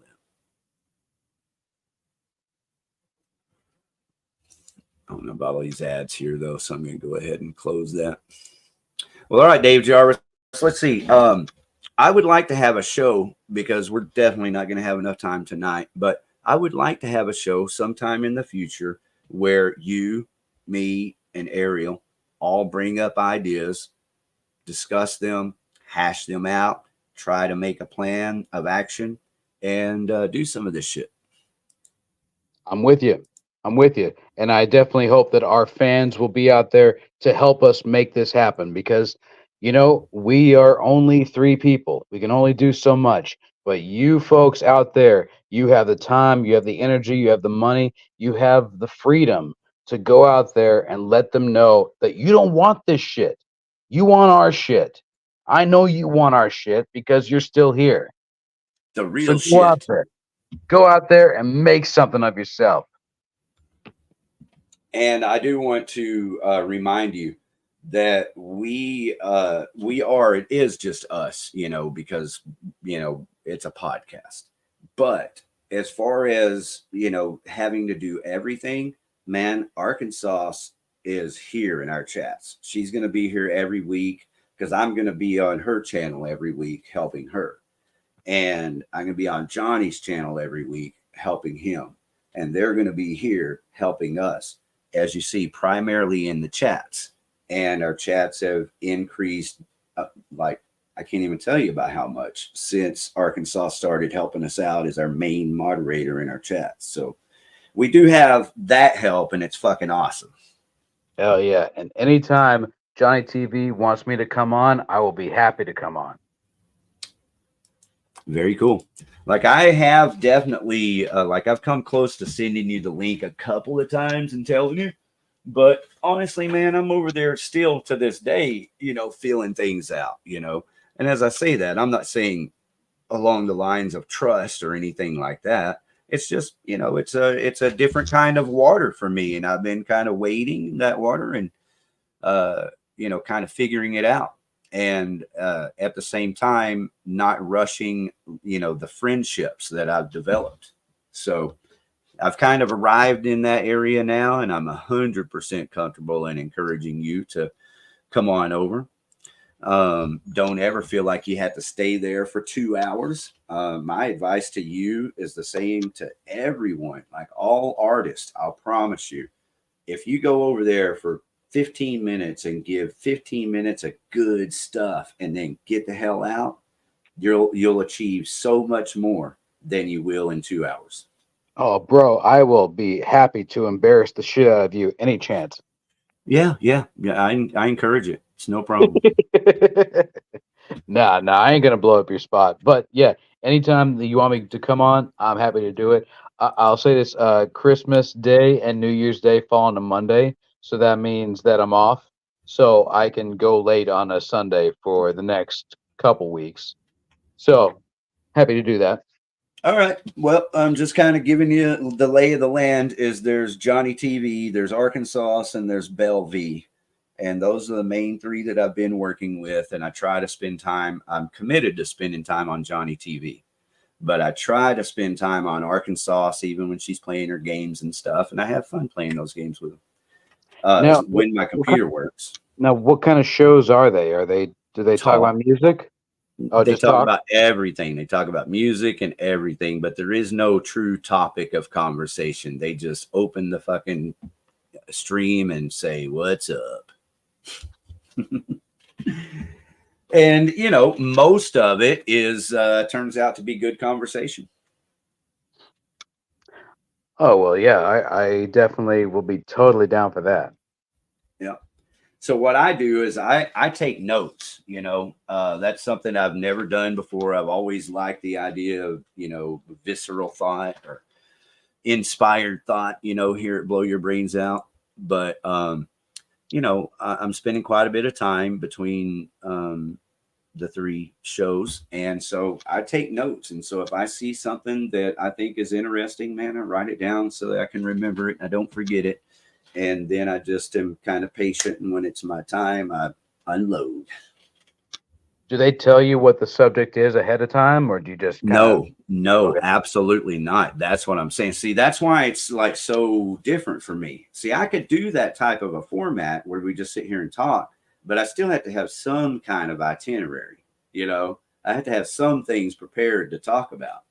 I mean, I still do that on their shows. We don't talk about it that way. I just have notes. So yeah, Johnny, Belvy, they never say, "Hey, here's what we're talking about tonight." No, they just start the show. But here's the thing is in that format, bro, is every time Belvy goes on, there's, I don't know, 6 of us at least that are there. Every time Johnny TV goes on, there's 6 of us or more that are there every time. And some of them are like people like Potsky. Potsky sits there, and while, you know, he's, you know, because we're there for an hour or 2, you know, he'll be designing graphics for everybody and making video clips like he did and showed us tonight and everything. So there's shit going on. Oh, well, dude, I'd be happy to make them blow their brains out. There you go. That's honestly what it is for me more than anything else. I kind of hate saying that because, you know, I do this for fun primarily. I do that for fun primarily. But I'd be lying if I didn't say, hey, you know, I ultimately have for a long time now tried to come up with new, creative, inventive ways to get more traction to my YouTube channel, to the Outlaw Video TV YouTube channel. Of course. And so, you know, it works. You know, you just got to do it. Do it with the right people. You know, like I said, we all scattered from Jim Terry and Mr. X. Those guys are a lot of fun, bro, because they're prankers. You know, they're just kids pranking everyone, man. But the thing is that a lot of the people that have been involved with Jim Terry and Mr. X in the past, the stories that they tell, you know, I didn't see it with my own 2 eyes, but there's too many people with the same damn stories. And I did experience some of it. I don't know if you remember Gina in Men. Yeah, Gina. Yeah. The painter. Yeah. Yeah. Well, what happened with her was that one is I didn't know her. I was developing a relationship with her by telling her about Jim Terry TV and, believe it or not, true crime. Jim Terry's about true crime in the sense that he's a private investigator. And he was on the Dylan Rounds case, which was huge international media at the time. So that was kind of the dynamics. And so anyway, one by one, because with me, what they did was they got to Gina, and I could see Gina the last show or 2 that we were doing. She would be over there on her phone, like talking to someone. Then she would come back and say something stupid that wasn't like her normal person, you know, thing that she would do. And I was like, okay, this just got stupid. So it wasn't fun for me anymore. And that's why I, you know, phased her out and basically quit doing that. Reason I brought that up is because I've been trying things for a long time. And it just so happens Johnny TV was trying some things, Belvy was trying things, and we all met originally through Jim Terry TV. Now, stupid how? Like, what was she saying that was stupid? Well, I don't know if this is exactly what but I want to make this point, that many people have told me that Jim Terry and Mr. X have called their employers, called their family members. Remember, he's a private eye, so he has, you know, it's like his nature to do shit like that. and cause contention, and try to check out their backgrounds, and bring their their criminal charge up to their employer, and what they're doing, what I believe, and I think it's pretty obvious, it's what's happening. It's they're creating content. That's their version of creating content, is finding people, dig into your life, find something bad about you, and then expose you. So they kind of built people up and then exposed them. And they pissed a bunch of people off, dude. But at the same time, their viewership, I believe, is still pretty crazy. A lot of people love watching them like meddling people's lives and find things that are interesting and then expose it to the world, I can't say that I'm totally against that. Actually, that's Yeah. I'm kind of okay with that. Well, hang on. The chat. Yeah, go ahead. That just sucks that the relationship devolved the way that did. Well, hang on. The line that's crossed. I mean, say anything about me you want. Say anything about other people you want. That's not the line. The line is that, and it wasn't even with Gina. See, you notice I didn't say, "Oh man, they destroyed me with Gina." No, it just got to where it wasn't fun, and they did, cause that division that made it not fun for me anymore. So they didn't hurt me. They didn't call my customers, or there's no one for them to call. But if it's true, if they contacted other people, like if you had a relationship with someone and online, public, and they looked in your background and found some dirt, and then called like your employer and said, "Hey, did you know that this is, there's some dirt here?" Oh, fuck that. Yeah, that's what I'm saying. That's where they crossed. They did that to multiple people. Yeah. And that's their gig. Like that, their followers and viewers, they like that. They like watching you find the dirt on people and then expose them in a way that, like you said, really, shakes up the system, And to me, if you say it publicly, "Hey, I found this dirt on this person," and people enjoy that, hey man, that's whatever. You're gonna hurt me. But if you start calling my family members or my employer and doing that and calling that content, I mean, I'm pretty sure that kind of shit's illegal. The problem is that the people they fuck with can't afford attorneys to sue them for doing that shit. So they're trolls. They're professional trolls. And if you want to, I'm only going to say this once, and I'm not, trying to promote them, but if you or anyone else wants to know, you just go on Google and type Jim Terry TV. They have their own OTT platform where they have a Roku channel and everything now. Yeah, but they're not on YouTube. YouTube canceled their accounts. Like YouTube kicked them off, whatever you call it, deplatformed them. Are you still in good standing with them? Well, yes, in the sense that I haven't had a falling out personally. I just told you, all they did to me was jack with Gina, and Gina was the one that acted stupid in response to their, pranking. And it for me, it wasn't fun. Now, the other thing that they did do to us, that dick pic, what were you, porno bomb, that was Jim Terry. That was one of his followers. It was Mr. X. It was somebody related to Jim Terry. And had you and I had the ability to go over to whatever private channel their viewers are on at the time, they were probably over there going, look what we did. We porn bombed Outlaw Video TV a fourth time with his new host, Dave Jarvis. See, those are the people we want working for us. Well, until they start calling your employers or your family members. That's my point. That's why we redirect them towards this Adelson bitch. Yeah, there you go.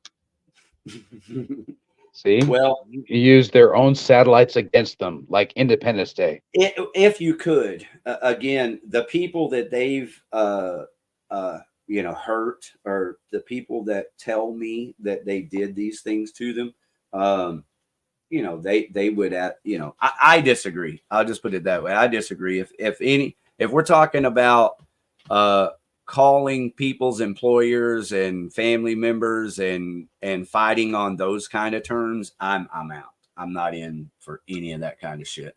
Now, if you want to call like my customer and prank them, but don't mention my name, you're just fucking coming up with content and pranking people. I don't know. So kind of, if that's what you're talking about with this Adeline, calling and pranking, or calling and, trying to directly affect something. Okay. But, like calling her employees family members to disrupt things that would get back to the company, I'm just not in for that kind of shit at all. I don't want to do it. I don't have a desire to do it. I don't think it's cool. At the end of the day, I'm a private person, but like you, I fucking enjoy a good prank. Yeah, just punch upward with your trolling. Don't go after the people that can't afford it. Fucking go after the people that can totally afford it. Yeah, well, again, that's kind of part of what the team we're developing, is about. And we'll when we're able, we'll be able to cross that road in a correct fashion. And I think you started it tonight properly with the concept of yelling "blow your brains out" into the face of lead singers everywhere. If we could accomplish that alone, and then get those videos aired and reward those people in some way, man, that's a lot. That would be kick ass. Yeah, but I will say I would appreciate it more if they said "blow your brains out" to a politician or to a business person. If you're gonna yell that at some singer, make sure it's a singer that is actually worthy of that shit. 'Cause if you're just gonna yell it at some fucking local singer, that's not really cool. But if you're gonna yell that shit at I don't know, like T-Pain, okay, that's cool. I'm all about that. Yeah, touring acts would be really good. But no, I'll take local bands. Yeah, I'll even take a guitarist or drummer, just send the video yelling in their face, yelling, "blow your brains out," walk away, mic drop. I'm good. I love it. I don't care who it is. Do it to me and make a video. Just don't tell me first.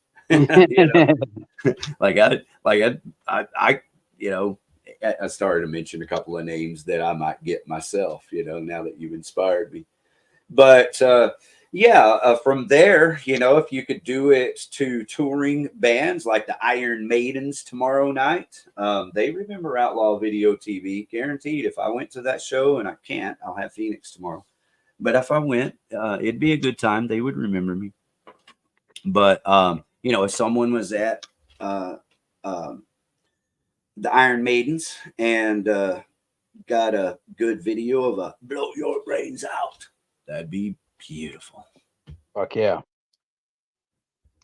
All right. So before we go, is there anything else like that that we can just kind of bring up as a topic of discussion? Because I really want to schedule a whole show, me, you, and Ariel. Anybody else can come on and talk with us, but I don't really care to go out of our way to, directly invite everyone. But really, it's about me, you, and Ariel hashing out some of these really good ideas and then trying to come up with a plan of action. And, it's about the best you can do. Yeah, I will say that please try not to break the law. All of our viewers out there, if you're going to go scream, blow your brains out, make sure that it's somebody that can actually take it. The two sides of Dave Jarvis. Yeah. Are we getting that? Well, because here's the thing. This is a great idea, but there is a final point at which point somebody actually might. And if that's blow the your case, brains out. Yeah, if somebody actually does do that because of one of our fans, that would not be cool. But if we could take it up to that point without going further over, that would be great. Yeah, it's an artist expression. Blow your brains out means be yourself and be transparent, be in the moment right now, be who you are. That's what it means. It's taking the, otherwise negative connotation and turning it into an example of artistic expression. So you never said to break the law. So you never told anyone to break the law. But that was nice of you to take the time to ask them not to break the law. Yeah, absolutely not. No. Do please be safe, everybody out there. But hey, Renee, what do you think of her idea? Please annoy the shit out of some people. Renee's in the chats. Let's ask him what he thinks of our idea. We're asking people, our supporters here, as a wonderful promotional idea. But more than that, we're all about having fun. So it's a fun idea. What we're asking you to do is to take your video camera, turn it on, walk up to a band member, preferably the singer in a band, local or touring band, and yell in their face, "Blow your brains out!" and drop mic, turn your camera off. That's it. It's just to blow your brains out. And anybody who does that, we will show the videos on the podcast. We will promote those videos on all of the Outlaw Video TV and Blow Your Brains Out social medias. So and that's your question. But if you are a singer in a band, you can yell "blow your brains out" to your audience as well. Ooh, how about that? See, that's why we talk about this stuff. And so Renee in the chat says, sorry, I missed the cast. And this is something we hadn't talked about, and I kind of wanted to, and I know you do. Was at wrestling show at UTA. Saw Kevin Von Erich do the claw.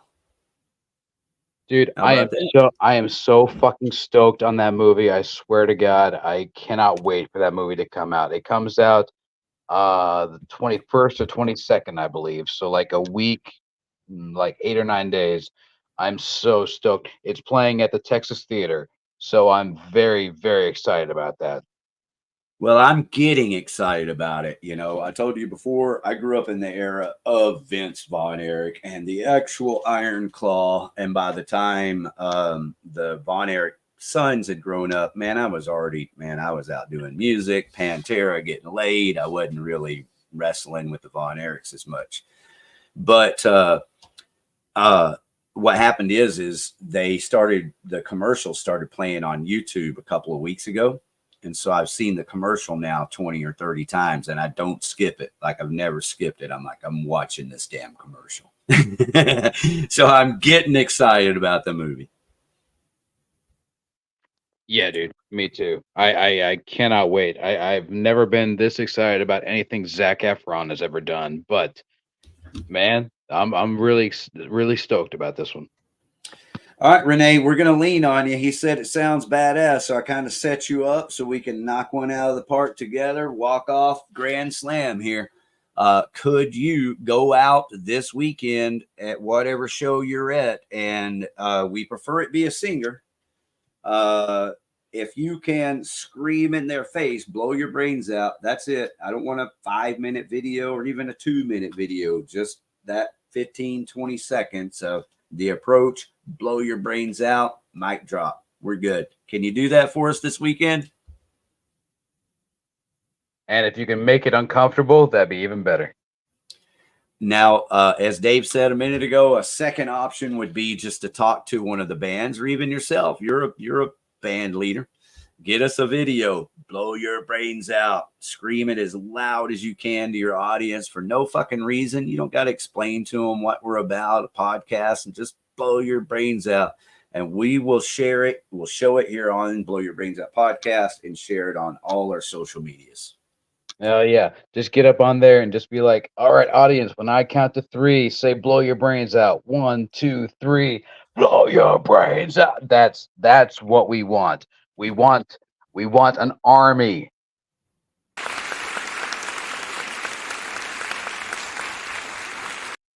All right. So with that, I'm kind of getting tired. I know you are. put your ideas down on paper or get them locked into your head. And sometime in the next, couple of weeks after Christmas, let's definitely try to strategize. Absolutely. Ladies and gentlemen, thank you very much for blowing your brains out with me, Dave Jarvis, and Ricky Warden, and Ariel, and all of our wonderful guests. Thank you for tuning in every single week. We love you. We appreciate you. My offer still stands. I give you a membership. You go out there and make somebody blow their brains out. That's it. Okay, everybody, we talked about the Argonaut earlier. We're going to play some Vane, and we'll play some hedonistic punk vatos. But right now, this is the Argonaut, the final stand. Good night, Dave. Love you, bro. Love you too, bro.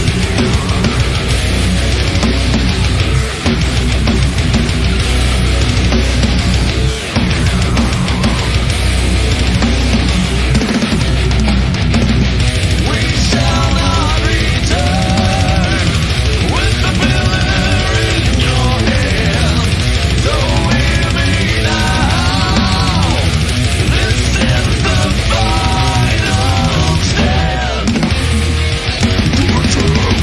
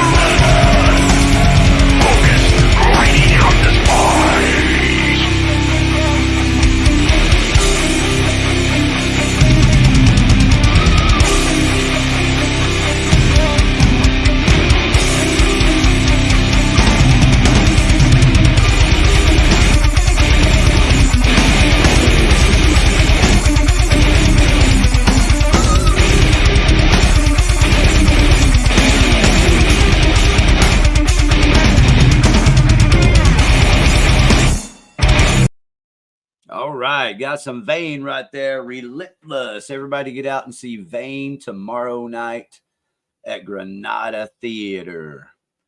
You going to go to that show, Dave Jarvis? No? Why the hell not? He's got his mic off, but he's still here. Can't think of a reason in the world you wouldn't go out and see a show at the Sundown at Granada, except for maybe a thief and a liar. Yeah, man, if anybody's got any problems with me or with Dave Jarvis, just like Dave Jarvis, just talk about it. That's it. Just talk about it. Like if you stole music from Dave Jarvis, talk to him about it. Like fucking apologize, God damn it. Do, set up something to fucking, restore yourself back to the right fucking way, because a thief is a goddamn thief, is always going to be a fucking thief. And you're a fucking thief if you stole someone's music, right? All right. So that's all. And Dave, if you're fucking lying, God damn it, I hope the motherfucker slices you to pieces. No, I'm kidding. Dave Jarvis doesn't lie. Hey, who's this Andy guy? Hello, Andy. Looks pretty cool. Andy Cruz Pod Trash. Something tells me that's not his actual last name. What do you think, Dave Jarvis? You know what? If you go to a Lone Star Conspiracy show and you tell Jesse to blow his brains out, I will personally reward you with several things.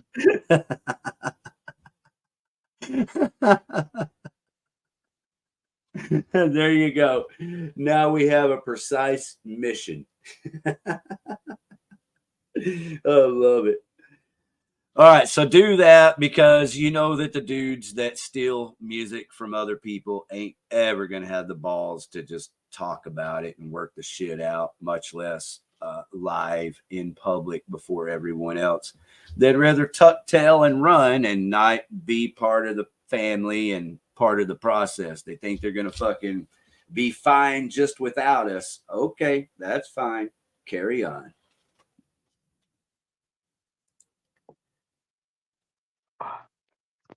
Renee said that he'll get something for us this weekend, man. I believe that we're going to have a fucking video next week. It's going to happen. That's badass. I'm drunk. So this is for you, Renee. You got anything for us to start this song? Wiener. Let's see.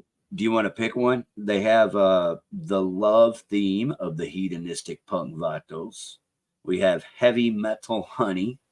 Mama get my gun, mama get my gun. That's the one I like. They have Suicide Chopper with Roger Productor. I love it all. All right. Well, mama get my gun. And I'm out of here, guys. Thank you. We'll see y'all next Wednesday for the X610 Chill world premiere. Escape the Dream System. We'll see everybody next Wednesday at 8 p.m. We'll load it up and blow your brains out. Blow your fucking brains out.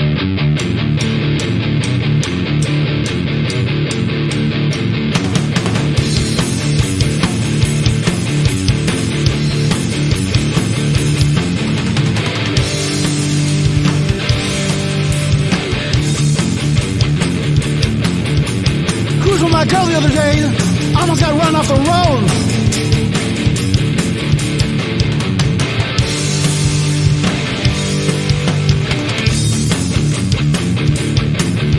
There was a guy in a Tesla from California.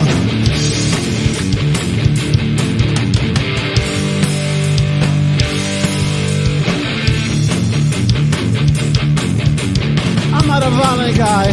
This is my story.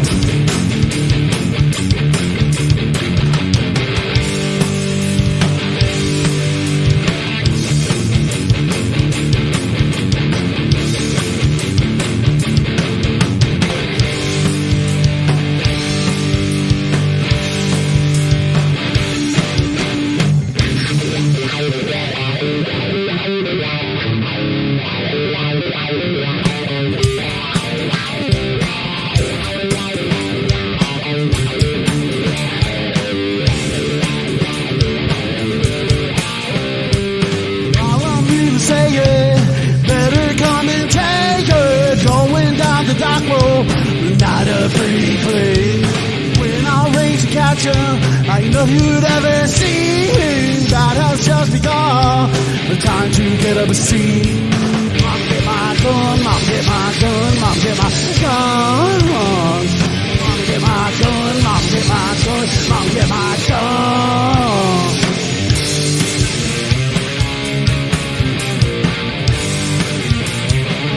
Get back.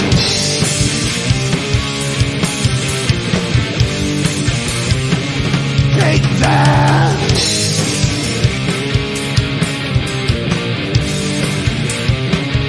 Get back.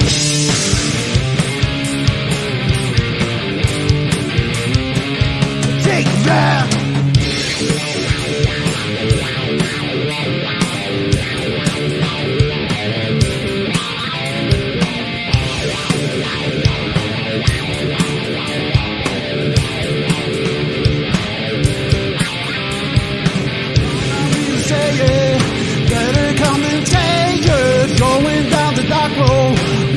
Pretty place.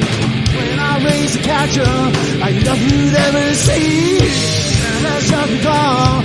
The time to get up a seat. Mom, get my gun. Mom, get my gun. Mom, get my gun. Mama, get my gun. Mom, get my gun. Mom, get my gun.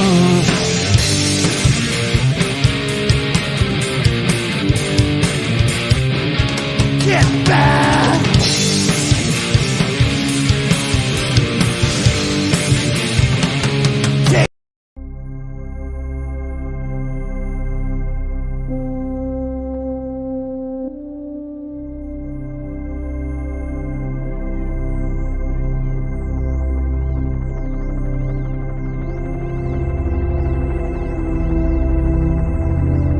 Now is the time to head on over to X610 Chill, listen to some ambient music, settle on Dear Captain.